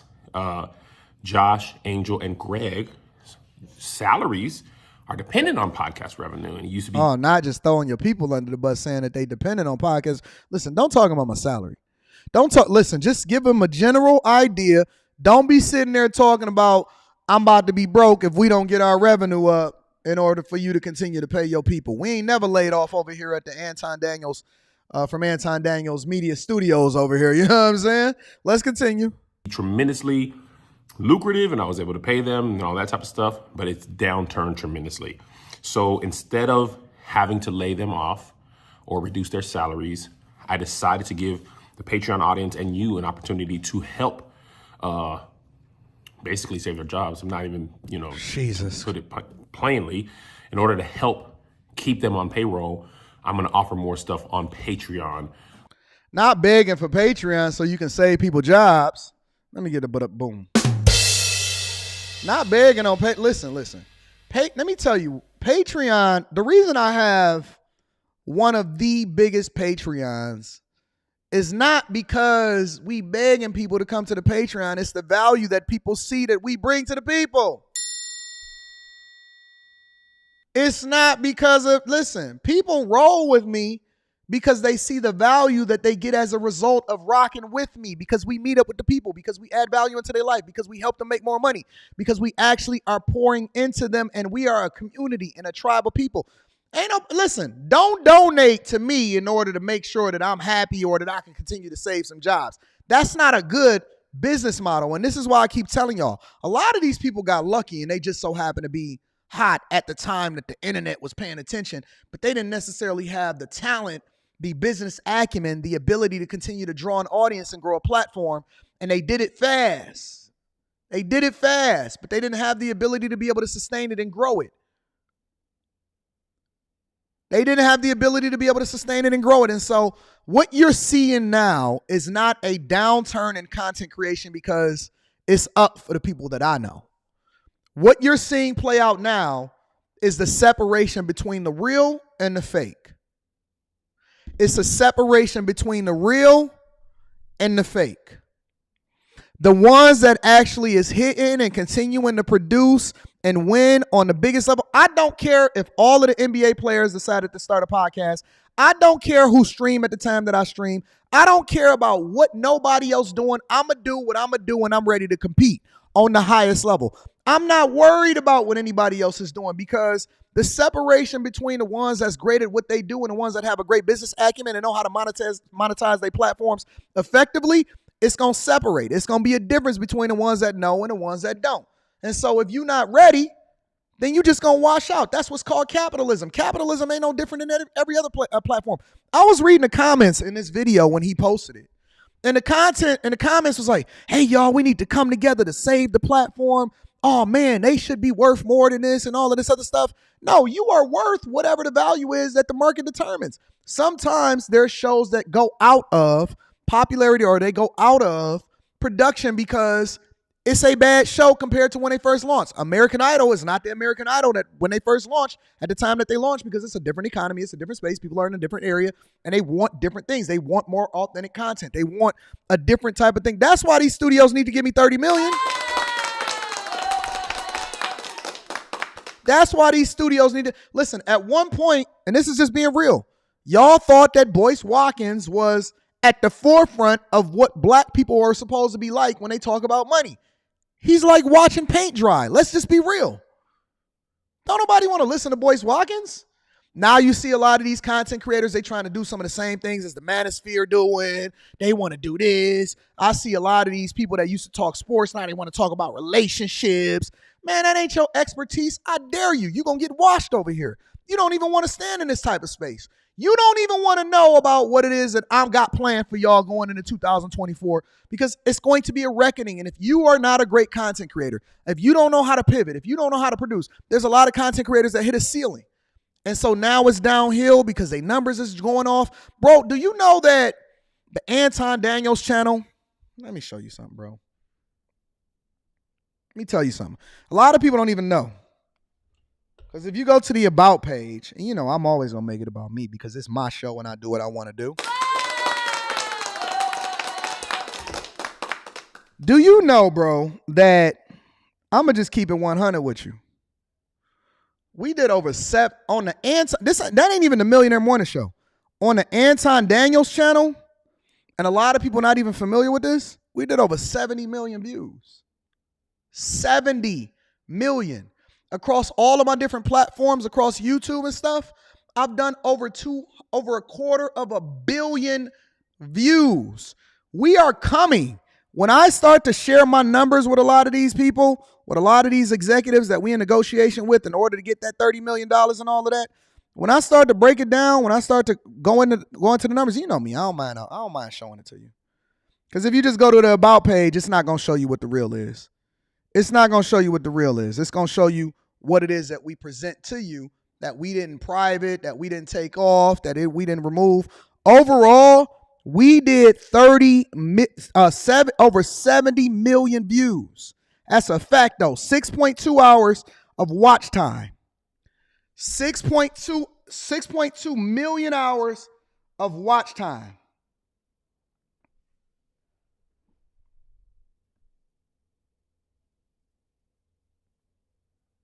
$70 million views, over 6.2 million hours of watch time.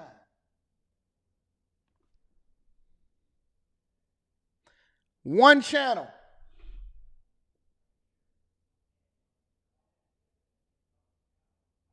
Views, watch time. When we present the numbers to the people, that ain't even the Millionaire Morning Show. That's just the Anton Daniels channel. When we present the numbers and we start showing it to these network executives, when we do over 250 million views and millions and tens of millions of watch hours, it's going to shake out. See, just say you boring and that people and the content that you putting out there don't resonate with the people anymore. Just say you boring and the content that you putting out don't resonate with the people no more. See, nobody is impressed by subscribers anymore because that don't translate into the money. Nobody is impressed by what it is that you have on Instagram anymore because that don't necessarily transition into conversions. See, when these people, they go out and they say, hey, we going to show up here and it's be dead there, But then when we say, yo, we come in DC and it's only for bag chasers, only it ain't even for the general public, we sell that bitch out. I'm sorry. I ain't mean to say the B word. My apologies to the people in the church, to the people at the daycare center. We just strike that out. But just say you don't know how to monetize your platform and that you got layoffs. Make sure y'all jump into the Patreon. We gonna teach y'all. If you need help, come over to the Patreon and the Bag Chasers.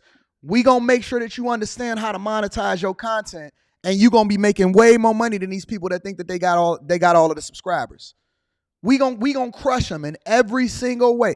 We generate literally more than 6 figures every single month over here on the Bag Chasers, just from the content alone. More shows, more exclusive content, things like that. I asked my Patreon if they could increase their monthly gift by $2 or $3. Oh, no. I'm asking more people to join. Oh, no. So that I can continue to keep these people on payroll and other creators around be able to help them do what they do, pay some of their bills as well. One question I get a lot is, what about the app? What's going to be on Patreon? What's going to be on the app? I will always make the distinction on what's going to be on the Patreon and what's going to be on the app. But the people I mentioned, Josh, Angel, Greg, they don't work for the app. So what the app doesn't directly affect them. They work for the podcast part of KevOnStage Studios, and that's the part that's been hit the hardest. And also the Patreon, as a result of starting the app, was also hit very hard. It dropped tremendously. So I used to be able to supplement their salary even when podcasts drop by Facebook revenue or Snapchat or whatever. But if you hear in the news, Facebook says they're not paying creators anymore. Instagram's not paying for Reels anymore. Facebook just cut me a check, the biggest check that I didn't have from Facebook thus far.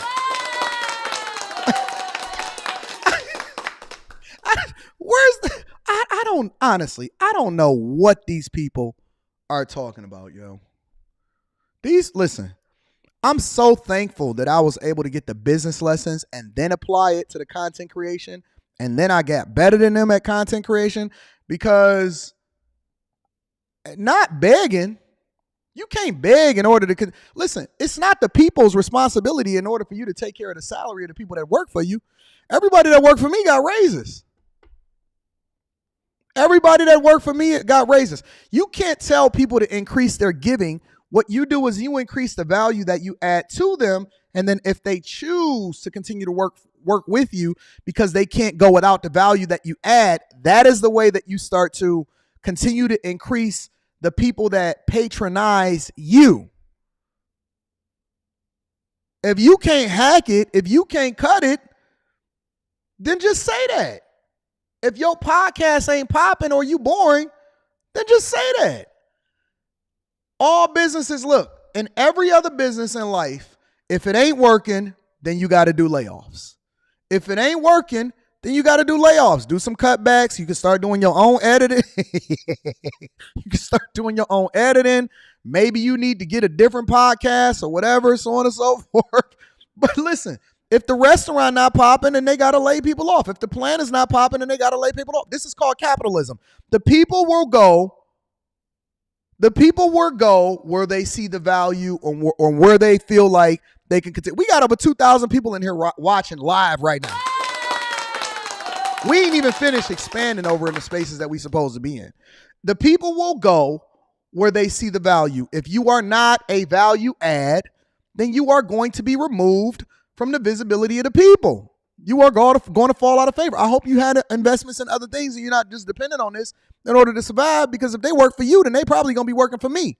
Then I'm going to have them be doing some strange things for some change on camera. You know what I'm saying? Or things like that, that's where that supplemental income was coming. So I really don't have the extra businesses to offset that. So I told the Patreon, I'll tell you, if you want to continue to see these podcasts and see that stuff, it's going to have to come from people like you. Otherwise, I just won't be able to sustain it personally. Go ahead and do your layoffs. My businesses run. Let them get in the unemployment line like everybody else. Each has to be successful. Live, merch, me as an actor or whatever, brand deals. But any good business owner can't continually pull from a struggling business and support it with other businesses, because eventually it just pulls too heavy on the other ones. So it was up to the people, and that's where that came from. And another question I've got is, what about the app? Should I keep both? I don't want to tell you what to do. Obviously, it's my hope that you keep both, because there's also people who work for the app that I would like to keep gainfully employed.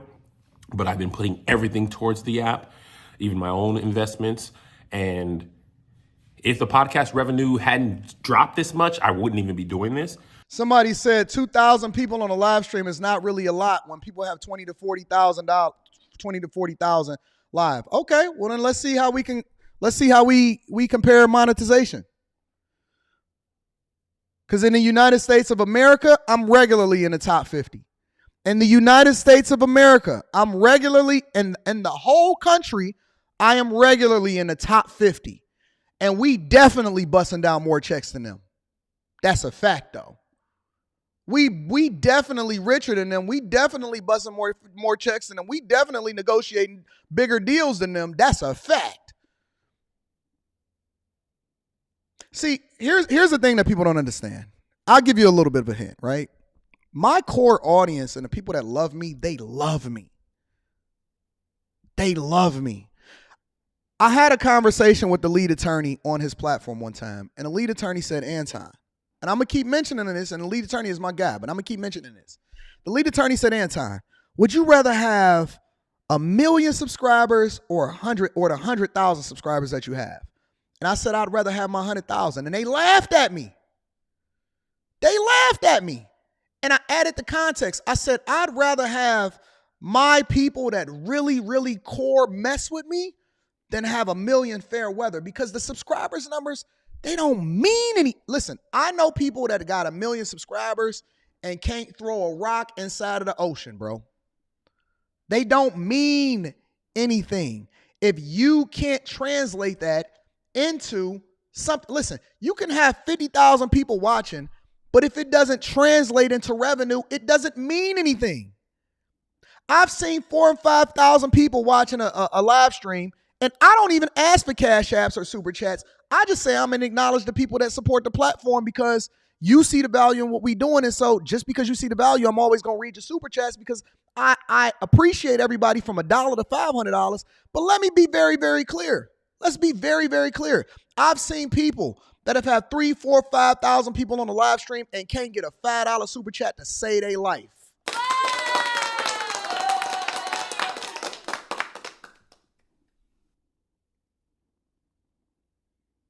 So if you dusty, just say you dusty. We with it. We with it. Listen. If y'all got so many people that is rolling with y'all, then you ain't got to worry about doing layoffs, right? While we having a conversation, they got all of these millions of followers on Instagram. They got all of these people that's watching them and it's in their live streams. Why they doing layoffs? Why they begging for the people to continue to hold them down? And they still doing layoffs. That's all I'm asking. Because I would be able to pay people from whatever in the app people could be paid from. But the podcast revenue dropping just threw a wrinkle in the plan. And it's been happening for well over a year for me. But the other stuff started dropping as well.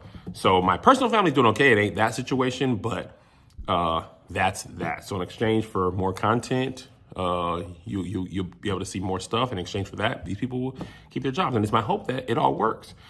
So there will be new Patreon stuff I'll be promoting. There'll be new stuff on the app. And you, the viewer, will decide what you want to do and support. I'll leave that up to you. Again, I hate to even do this, but I don't know what else to do. I ain't got no other options. The podcast proliferation of content has tremendously threw a wrinkle in the way things worked. And I thought towards the end of this year it would work, but the last 3 months were like 3 of the worst months ever. I mean, not the 3 of the worst, not you bigger than you'd ever been, but your last 3 months is worse.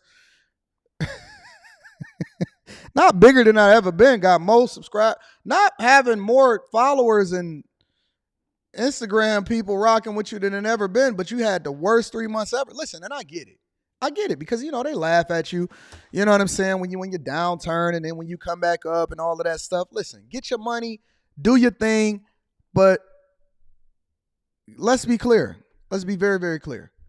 You have to adjust the business model to you. And the fact of the matter is if you are as good as you say you are, then it's going to work out. And if you don't understand the business side of it, then it's going to shake the way it's going to shake. And then you got to go and get a regular job like everybody else. It's nothing wrong with going to I still work a regular job. It's nothing wrong with going to get a regular job, family. When you don't have it anymore, you had your run, you made your money, hopefully you used it wisely, go and get a regular job.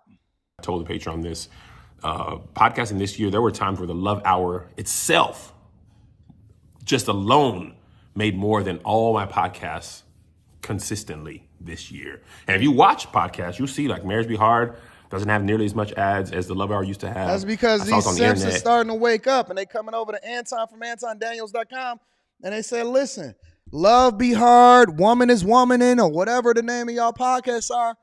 They realizing that, wait a minute, y'all just be talking. Y'all not really adding no value in our lives. Has one ad, maybe one or two tops, and a lot of episodes with none.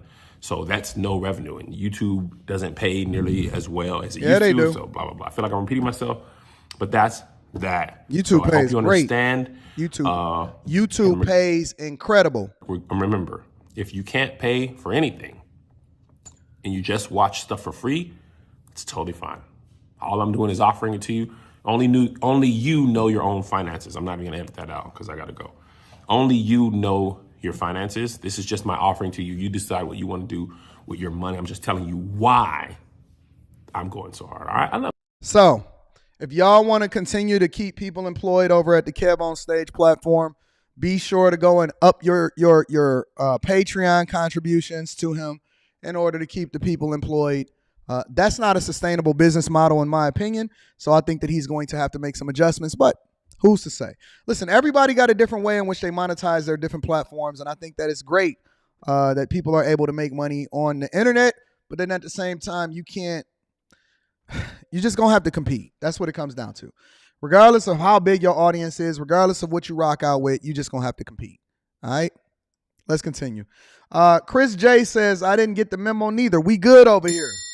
You know what I'm saying? We good over here. Or go over to the Umar Johnson forum and just say, hey, hit the PayPal, hit the Cash App. Greg Charlie says, Anton, I don't understand why she is pretending to be so offended. They can pay out the entire contract yearly with less than 30 days of profits. I do.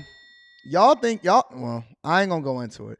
Greg also says their plan was always to get us out by means of AI, contract, or not. But I heed your warning, though. Get as much as you can with the time that we have. And plan for the future was always the plan. Get your bag, Greg. Greg, get your bag. And if they continue to pay y'all after that, then take advantage of that too. But don't be interdependent on it because you're going to be left out in the cold. 187 said, disgraceful. Disgraceful. Hey, hold on. Andre Williams, don't be asking my prices online. If you want to know the price of the brick, then you're going to have to email me at AntonDaniels413@gmail.com if you want a coaching call. And you're going to have to get in line like everybody else. We don't talk about prices unprofessionally. We are professionals over here at the Bag Chasers. Make sure you tap into the Patreon. Link is in the description as well as pinned to the top of the chat. Brock with the $5 pass of love offering. Shout out to Brock. I appreciate you, big dog. Ivan Drunya says, I enjoy your content. This is my first live, but I've been watching you for months. Loyalty over popularity up in this building. Shout out to you. Andre Williams L. Don't worry about it, big dog. I got you. No worries, big dog. Send me an email. My dog, How To Man, is in the building, says, I rock with you, G. We need to get you some of those lead attorney. Nah, listen. Let me say this.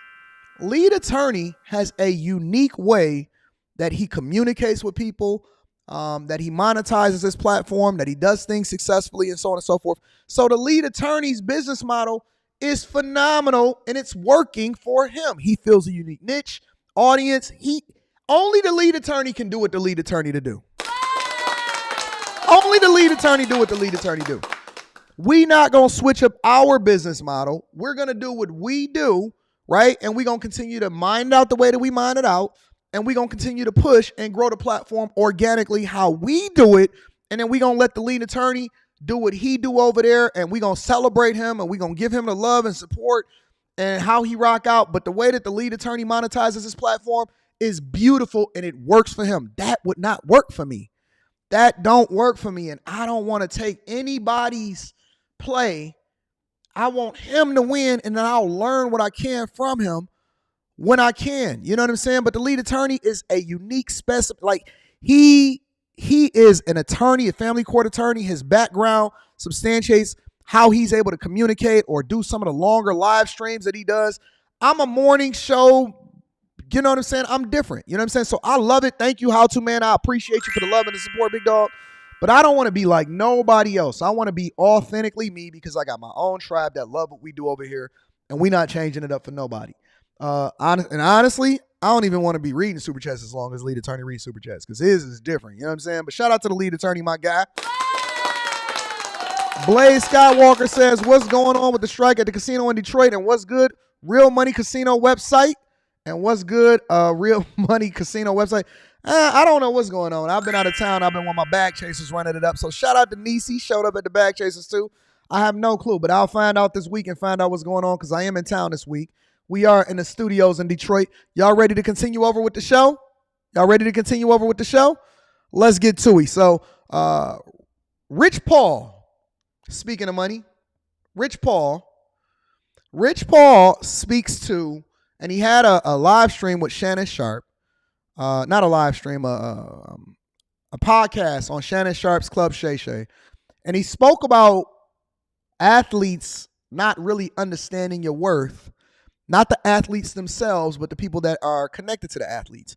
You know, I had an opportunity to kick it with some really, really good people. Some people that was really high up for the Detroit Pistons. And I'm not going to say no names, but we connected. We going to do some business together. And I got introduced to them by some other movers and shakers because I was at the game yesterday. And by their family members, and they were saying, Anton, such and such watches your show. You know, they want to do some business with you, or they want to connect, they want to come on a platform. So Bag Chasers, Patreon members, you know that we are going to start to have some people on the platform, and I want to have some in-depth conversations, not just about the stuff that's going on in popular culture, but money. I want to start introducing content on the Bag Chasers and the Patreon. Link is in the description as well as pinned to the top of the chat. Going into a deeper dive from a business perspective. So the people that I'm petitioning for interviews on the platform, they're going to be going into a deeper dive as far as that is concerned. So look forward to that. That's coming in 2024. But Rich Paul is an agent, and he's LeBron James' agent, and he also started the agency that him and LeBron James own. And he was speaking specifically to Shannon Sharpe about how athletes will spend $200,000 at Louis Vuitton, but don't want to spend any money when it comes to the agents that they employ. Hit a like. Let's get it popping, y'all. You've represented a lot of guys, and you get close, you build a relationship. But how hard is it for you to part ways with a guy? A guy says, you know what, man, this just doesn't. It's not that hard. If not? No, because at the end of the day, you have to understand you're not going to be able to please everybody. And sometimes we can work a very, very thankless job. Sometimes you could do everything right, and it's not good enough. Because, again, our athletes are being taught a certain way.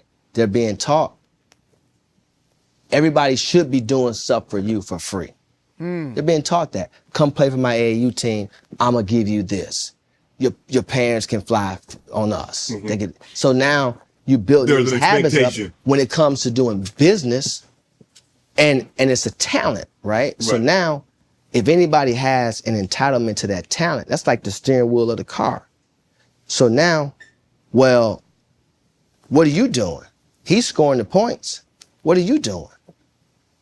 We don't only work on July 1st. We work all year round, but it's not looked at like that. So you have to start to distinguish yourself from who actually values you and values your expertise, because treat me the same way you treat that person sitting behind the counter at the Louis Vuitton cash register.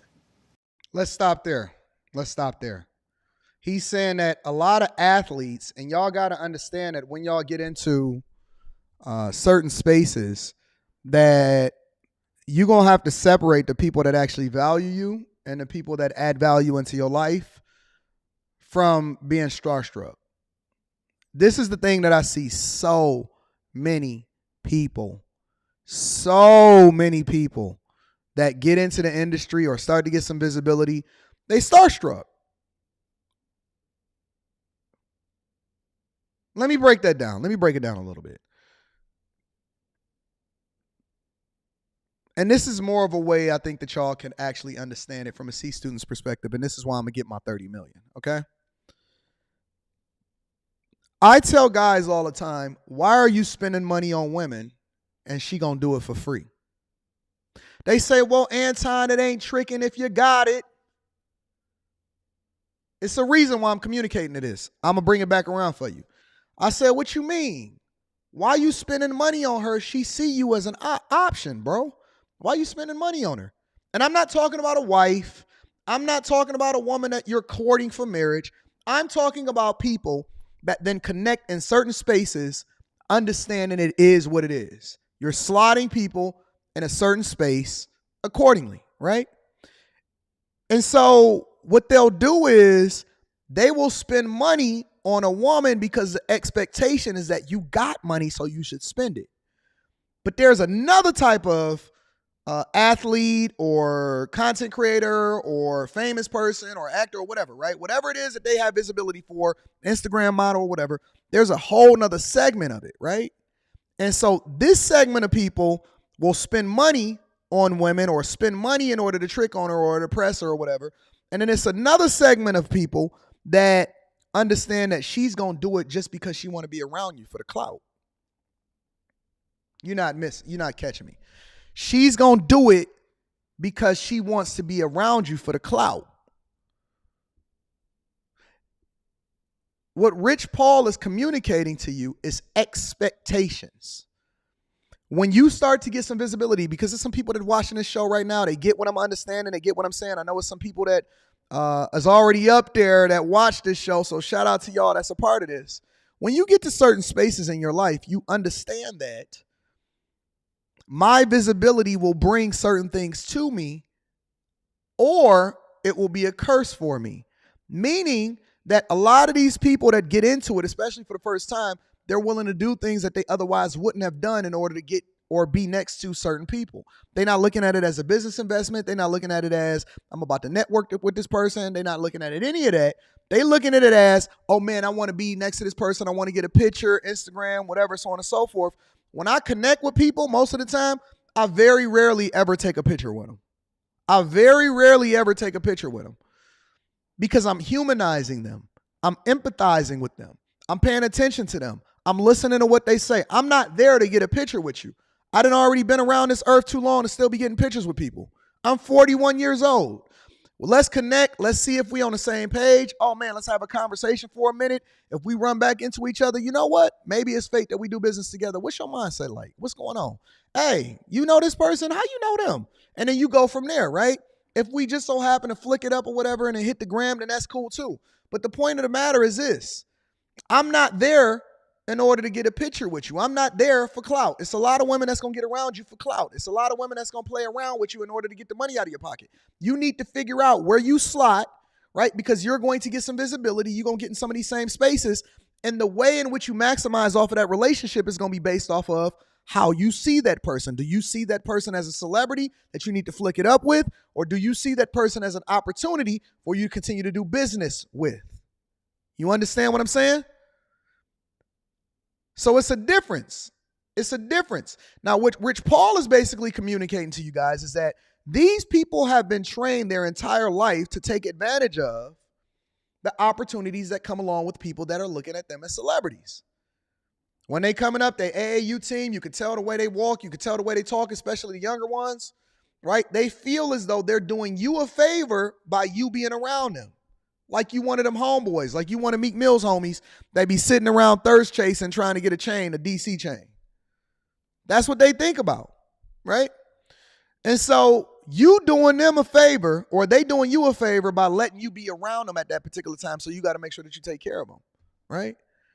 I'll fly your parents. I'll take care. Everybody needs something for you. And so they've been leveraging these relationships in order to get free stuff. So when they finally get into a space where they have to look at it from a business perspective. They can't, because they've conditioned themselves and they've trained themselves that people want to be around them, but they don't see the value that certain people add into their life. It's very, very difficult for them to make the transition. And that's what Rich Paul is saying. He's not an AAU coach. He's not an AAU coach, right? I'm not trying to get you in order for your parents to get in, you know what I'm saying, to take some free flights or your parents to be hired as a part of the organization. I want to do business with you because I understand the value that I add to you, and I can make you way more money as a result of you signing with my agency. I'm about business. I'm not about clout chasing. And he's saying that they'd rather spend $200,000 on Louis Vuitton than spend $200,000 in agency fees in order to make an extra $50 million by having a right agent behind you. It's a tricky game. It's a tricky game. They ain't giving you no discount. You ain't coming to them. You throwing everything on, and you, because it costs more and it's a thing, it's the stature thing. You want to show that you spent $200,000 at the store. Yep. Right? But then when it comes to someone who your percentage, they want to cut your percentage in half. That don't make sense to me. Right? But this is what's happening in the space. Right. And for those that lead with that, because there's a lot of companies that lead with that, they do it playing on the ego that I'm so good that they want to work for less. Right. Because I'm so good. But when you think about life, nothing else in life works like that. If you need heart surgery, you want a discount? Nah, I'm a pass on a discount on heart surgery, family. Listen, if you but that's a good point, because it's a lot of women that's walking around with bad BBLs. It's a lot of people that's walking around looking like the Saw Clown. It's a lot of women that's walking around with the little Kim bodies. I don't want no discount on any health-related services. I want the best of the best, the guy with the best reviews, and he gonna charge what he want, and I'm gonna pay it willingly, understanding that I'm truly getting the value of whatever it is that I'm asking for. A lot of people go to the dental schools in order to get their dental work done. I can't do it. That's fair. I don't want the discount surgeon. I want the surgeon that's gonna guarantee that I'm gonna live tomorrow. You know what I'm saying? And if we took that business-like approach, which is one of the reasons I keep telling y'all to have a business mindset, no matter what it is, when it comes to your relationship, it's the most important decision that you ever gonna make in your life as far as the person that you lay next to every day. I don't want to be around somebody that does not understand my value. And if she continues to diminish your value, then that means that she doesn't respect you. If she doesn't respect you, then that means that she's never going to do the thing that she's supposed to do in order to continue to build this thing up. But a certain woman understands that her pouring into you, because you being the best version of you is the best version for y'all. She's the recipient. She's the recipient of your greatness, right? And so what are you willing to pay? And everything in your life, that's the thing that you got to ask yourself. Because everybody keep talking about a discount. Let me tell you something. I told this to Rita. I told this to Rita literally yesterday. I should call her. And I was talking about tip culture, right? And I'm not going to tell y'all the type of money that I spent on tip culture and everything like that. And I was telling her about tip cultures because I usually get a few $100s just to have in my pocket at a particular time in order to make sure I take care of everybody that's around me. Whether I'm going into the casino or I'm going into the Pistons arena, whether I'm going to the airport or whatever it is that I'm going, whether I go to the car wash, I always keep a bunch of money and I tip big and I tip everybody. I went to breakfast at the airport yesterday with me and Rashawn, and I gave the lady literally 100% tip. Whatever my bill was, I think it was breakfast, so it was cheap. It was like $54 for all three of us, and I gave her $50 as a tip in cash, right? And so she was like, oh my God, thank you, or whatever, what's your name? And so she asked me my name or whatever, right? The reason why I tip so much, even when I go out to certain spaces, and if I go outside of the country, a lot of times I'll ask them and I'll say, hey, y'all do tips here? Listen, I would love to give you something, but if it's inappropriate, I won't do something. But can I give you a little bit extra because I appreciate you? 9 times out of 10, they take it, right? And the reason why I tip, and I know that in other cultures that y'all keep coming over here and y'all keep saying, I don't agree with tip culture, whatever it is that they do or whatever, they should get paid a fair living wage and do all of this stuff. I'm cool with that. I have no problem with that whatsoever, but I'm never going to stop tipping.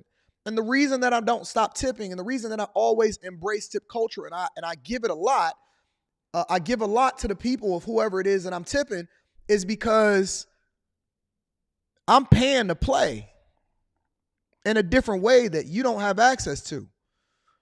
I'm going to get the tips, and I'm not talking about the tips as far as money. I'm getting tips as to who coming in the door first, who's going to be there that night, what person that I need to connect with.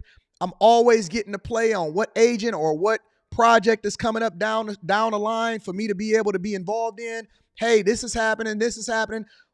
If you study old Vegas, if you study the old movies and you study everything, even if you just look at the Casino movie with Sam Rothstein and Joe Pesci and all of that, taking care of the guys that call the cabs, the people at the door, all of the cage people, they will tell you every single thing that is happening in the community, in the culture that's coming in, what's coming into the city. Yo, let me make sure I get you this together. I'm going to upgrade your status here in order to make sure that you get over there. We got a private plane coming in this day, Anton. We got a couple slots if you want to fly down here for the weekend in order to take care of business. The return on investment is huge if you know how to play the game correctly.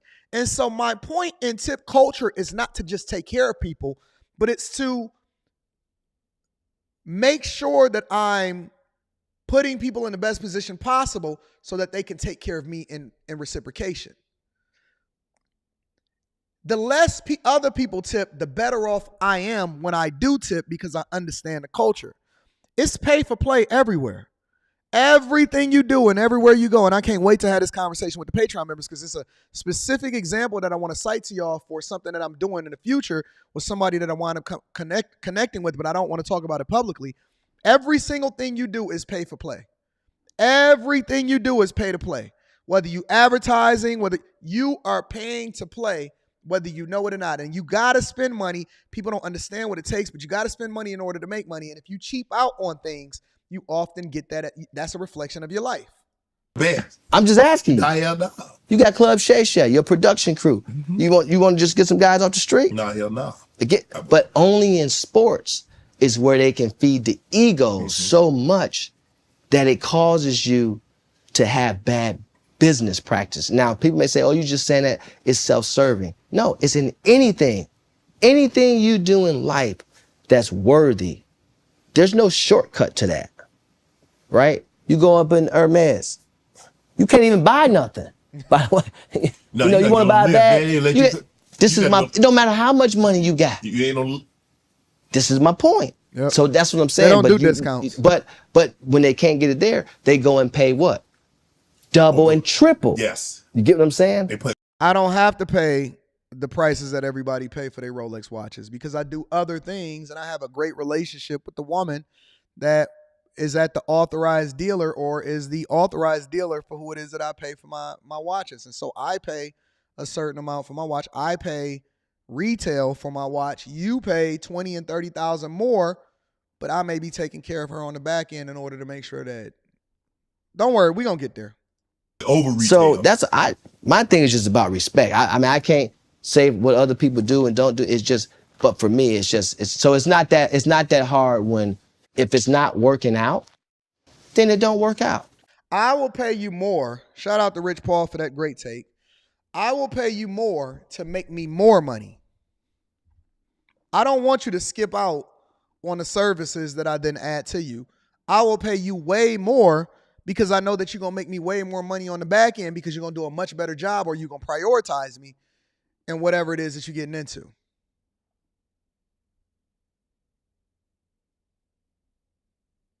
Somebody said, Anton, you pay by buying other useless jewelry to get the Rolex's retail. I ain't never bought no jewelry. Do you see any jewelry on me? All I wear is watches. That's the only type of jewelry that I wear. How do I do that? You have no clue of how it is that I make sure that other people is taken care of. y'all.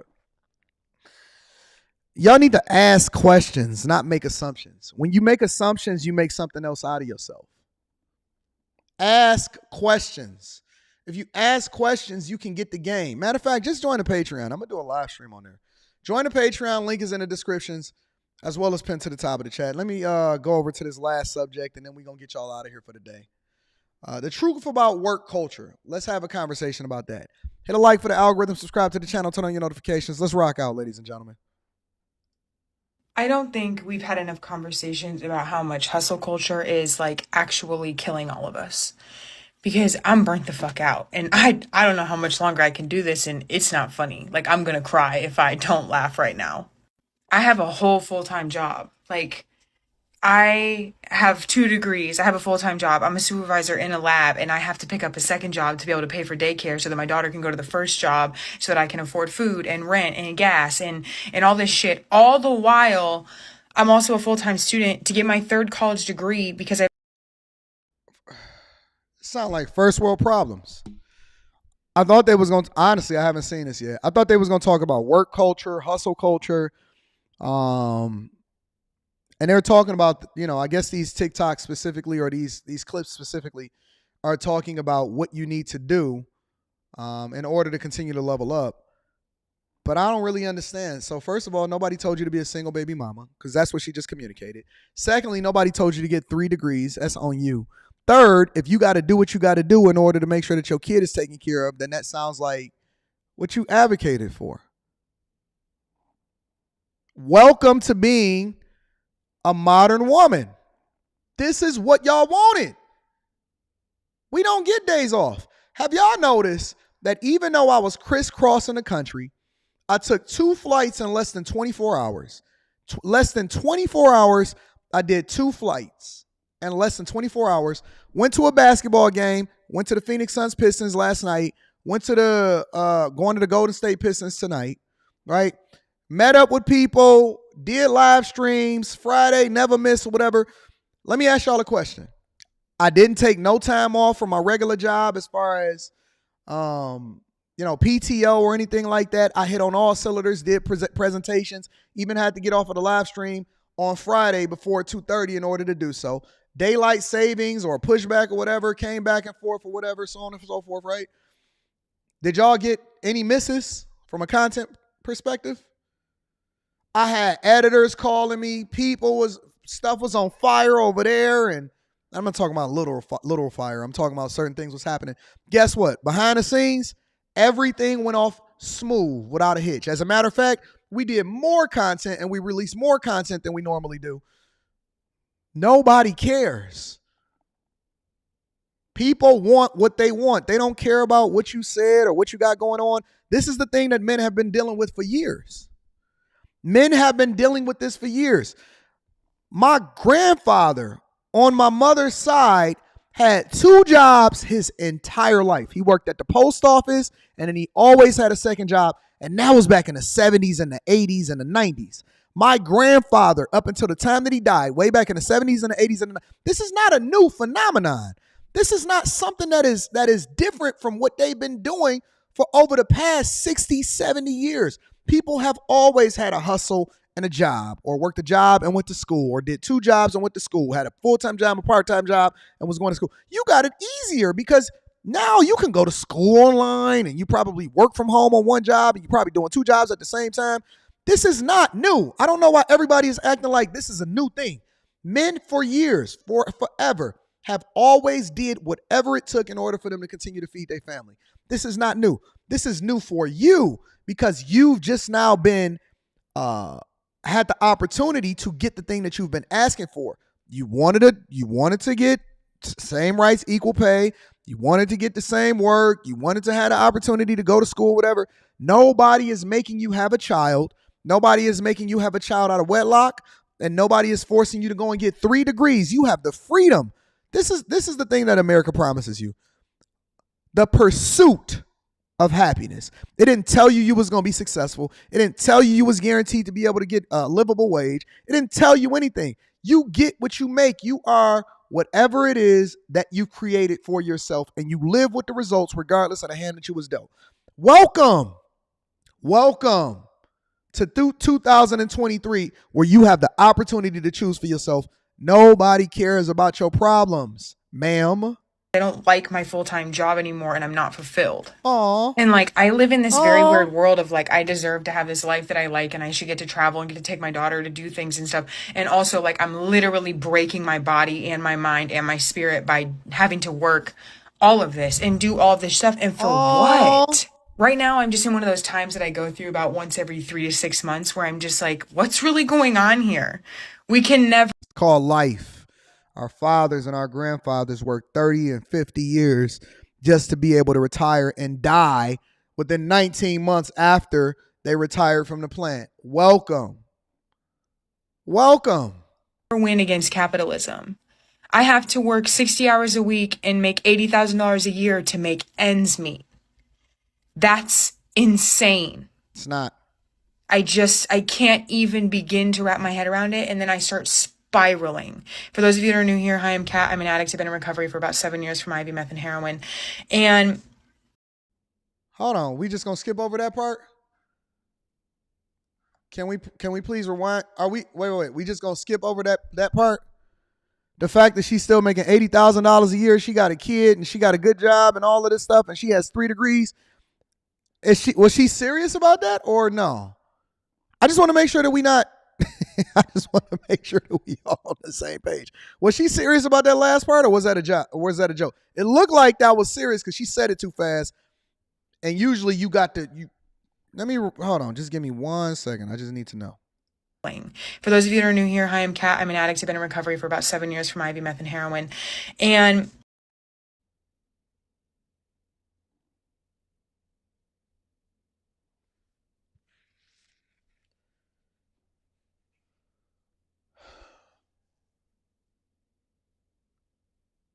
Not meth and heroin. Not meth and heroin at the same time. Jesus. pulling myself out of all that and having a job and like doing the stuff that's supposed to help you and like a productive member of society is a lot of how I'm proud of myself. And so she was serious about that. That wasn't a joke. She really did do all of that stuff. Oh man. Shout out to Highly Offensive. Definitely gonna be reading that super chat shortly. We're not just gonna skip over the meth and heroin addict. I don't even know what IV is. Y'all know what IV is? Is that a new thing? Fentanyl, horse tranquilizer, what is that? Jesus. And somebody gonna say that she deserves a good man too. Recovery. So when I get in these moods, it's just like, what the fuck is all of this for? Why did I go through hell to just go through hell again? Sober. And I like being sober. I like being clean. This is not what this is about. But it's the principle of like, all of this shit is for what? But Americans' obsession with hustle culture is just... I'm just going to say that was a wild first person. I wasn't expecting that. Let's see if we can get a couple more in here before I get y'all going throughout the day. That's crazy. Utterly ridiculous. It's not an obsession. It's a necessity. Our country doesn't care about us like how yours does. Not all of us want to have 3 jobs to pay rent. Not all of us want to be on food stamps because we can't afford anything other than housing. You know how many of us would love to have like 1 job at a cafe on the coast of like Sweden and then not have to worry about anything? Hint, it's probably everyone who isn't already well off. And what is it now? 50% of Americans are living paycheck to paycheck because they're one financial decision away from being homeless. Like, yo, I'm so tired of people whining and complaining like little bees. Yo, nobody is making any of you guys do any of the stuff that you feel like you're entitled to in order to live the life that you want to live. Stop whining. I hate criers, especially grown men that got LED lighting in the back of his background and headphones on. Man, grow up, bro. Don't nobody care about your problems. Man up. Just because you want to sip coffee and live an Instagram photography lifestyle on the coast, working in a coffee shop, being a barista, and think that you're supposed to live in the best spaces possible. Get out of here with that. See, and this is how you get socialism, because you got these liberals that's walking around coddled and they never actually did any real work in their life, and so they don't know what that hustle culture is going to be like. out on the street That's ridiculous. It's not a desire. It's not an obsession with hustle Shout out to culture. Jason Lee. I'm gonna be reading that super chat shortly. To survive. Should never be at home. That's what I tell young people. Home is for 7 hours of sleep, and that's it. I agree. The amount of time you spend at home is inversely correlated to That's why I got an office. professionally and romantically. That's literally why I got a You studio. need to be out of the house. So, for 8 hours in the day, I am sleeping. For 9 hours a day, I'm at work. I got these 2 hours right here, which is getting ready for work. Not the illustrations. Then I have this time over here that is open for fun and hijinks. I need to figure out how to have a fulfilling life in 1, 2, 3, 4, 5 hours each day. That's a lot. Hi, I'm a burned out individual contributor. That's 35 hours a week that you have to be able to do what you actually, with the other 2 hours. That's like 45 hours a week, 48 hours a week that you can do what you want to do. Company. I've made the mistake of taking my job way too seriously when I joined my company and demonstrated all my skills to my employer. I mean, I really hit the ground running when I started. As a result, my boss decided to reward me by delegating all their work to me and rebranding it as Reach Projects.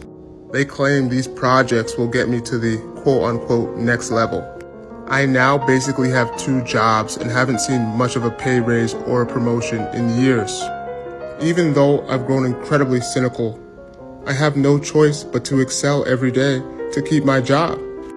And since I'm so busy, I barely have time to look for a new job. I guess I got a serious case of what they call Stockholm Syndrome. I digress. Yo, it's so many weak people. There's so many weak people out here in these streets. America's concept of an 8-hour workday is some outdated bullshit. And let me explain why. We have 2 employees, employee A and employee B. Both have an 8-hour window to complete the same exact 3 tasks. And both of them are paid $300 per day. Employee A is very efficient, and they are able to finish all 3 tasks in a 3-hour period of time, while employee B takes 7 hours to complete the exact same 3 tasks. I should also note that we're to assume the quality of the work and the execution is also the same. So employee A now has 5 hours left in their day, while employee B only has 1 hour. Manager C comes around and sees that employee A was able to finish all 3 tasks in a 3-hour period. And let me just also mention that her drawing skills are impeccable. Incredible handwriting. And what does Manager C do? That's right. They task employee A with more work. Employee A is rewarded for their efficiency, not with more money, not with more time off. No, they're rewarded for their efficiency with more work. This sounds like, honestly, this just sounds like complaining. It really does, bro. It just sounds like complaining. Like, if you don't like your job or you don't like the fact that you work hard or whatever, then go and get another job. They're paying you on an hourly basis for you to be productive at that space. It's not based off of a comparison with another employee in order to determine how much work that you do, which is one of the reasons why working from home is very difficult for a lot of managers and companies, because they realize that the inefficiencies that come along with that and that they're not maximizing the amount of money that they're making as a result of paying you for your time is difficult for them. It's called capitalism. And if you believe, listen, here's the thing. Let's just put it like this. If you believe that you can do better, then go and start your own business.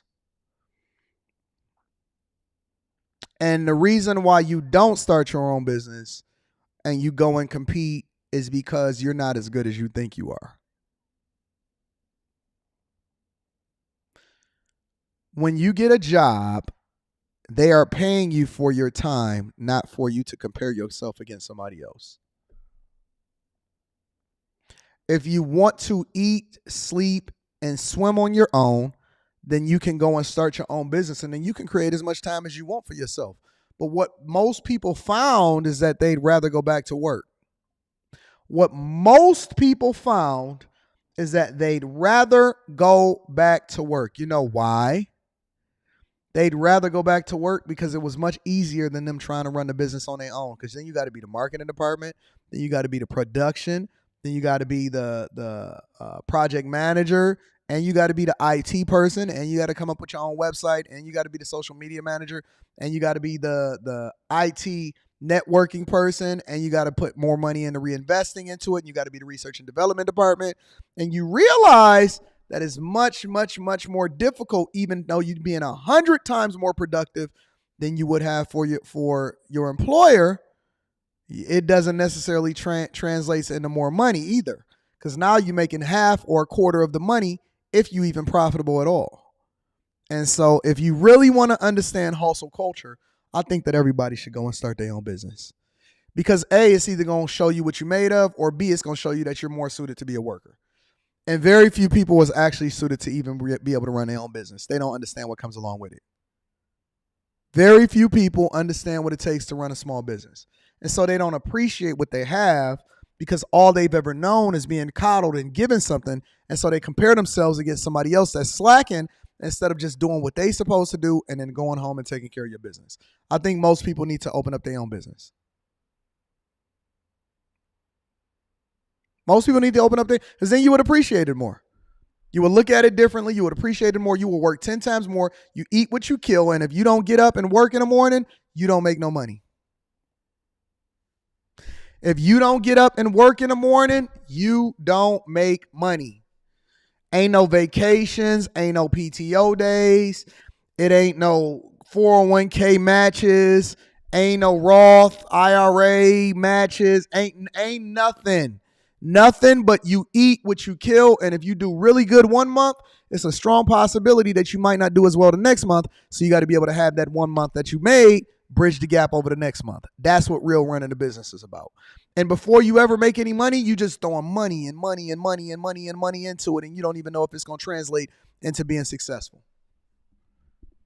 Yet when you have all of these coddled people that say eat the rich, but they ain't never started nothing, built nothing, or did anything on their own, and more importantly, they ain't never even employed nobody else. You don't know what it's like to make sure that you have to meet payroll every week, regardless of whether or not you profitable or not, because these people traded in their time for their money. And the contract that you got set up is that they actually get paid per hour, regardless of whether or not the company is profitable or not.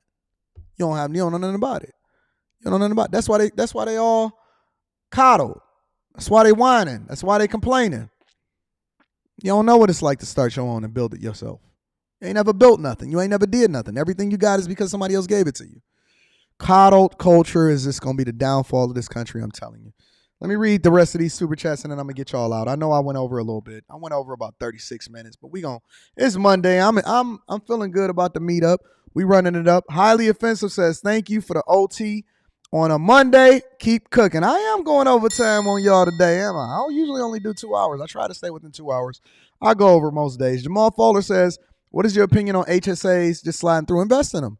If you can leverage them as a continue to invest in a tax benefit, just don't use them to buy stuff that don't really matter. You know what I'm saying? Shout out to Jamal Fowler. I appreciate you. Let's see. Next Level MF says 3P special, 3 the hard way. Wild. Shout out to Next Level. I appreciate you, big dog. I appreciate you for continuing to hold me down. And Jason Lee says, not the former crackhead complaining about making $80,000 a year. I didn't even know that you can make 80 grand as a former crackhead. That's crazy. Unless you was a rock star or a movie person or a movie director or something. You know what I'm saying? Shout out to my dog, Jason Lee. And then my last super chat of the day, 312 Nicholas Smith. Oh, not the last super chat. Okay. Says, great meeting you at the meetup and the other bag chasers. This is an amazing group. Nico from Chicago. Shout out to my dog, Nico from Chicago. I appreciate you for coming through. And shout out to all of my bag chasers that was down in D.C. It was an incredible time. My dog, Marcus Hill, in the building, also a bag chaser. Perfect message for me as I'm getting off work and going to work on my side business. Side note, the DC meetup was nothing but vibes. Let me say something. Marcus Hill is my guy. It was nice kicking it with you and your lady. Absolutely awesome. My dog 187 is in the building. 187 says, other people have to tell me when holidays are coming up. I'm still working. I work on my birthday. I love being in control of my livelihood. I work on my birthday too, big dog. I always work. I probably work on my birthday more than I work on any other day of the week, of the year. David Simpson Jr. is in the building with the 10 ball. Just held me down. Thank you, David Simpson, for continuing to hold me down. Let me say this, man. If y'all not a part of the Chasers, I feel sorry for y'all. Y'all are missing out on life experiences more than you're just missing out on the game. We got the Invest in Your Business series at the end of this month. I'm going to be dropping that date within this week. I'm dropping that date this week. The Invest in Your Business series that will be inside of the Patreon, where I invest in your business, and I'm doing a $1,000 to $2,000 grants for people that pitch me their businesses, for you to be able to mine out whether or not this makes sense for you, and you get to keep 100% of it. I don't take any equity in you or your business, and it's going to be awesome. So I'm looking forward to kicking it with y'all. And that link to the Patreon is in the description as well as pinned to the top of the chat. Y'all ready to really get into it? Y'all ready for this to be the greatest week of your life? Are y'all ready for this to be the greatest week of your life? Listen, I love you. I appreciate you. Thank you to everybody that continue to hold me down. But I got one more thing that I need y'all to do for me. Make sure you share this with your family and friends. We don't want to be successful by ourselves. I love you. I appreciate you. I'm going to holler at you later. Peace.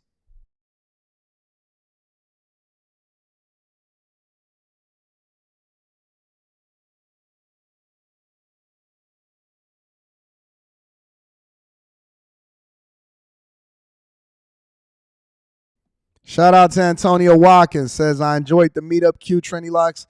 Brittany B. Love the ladies.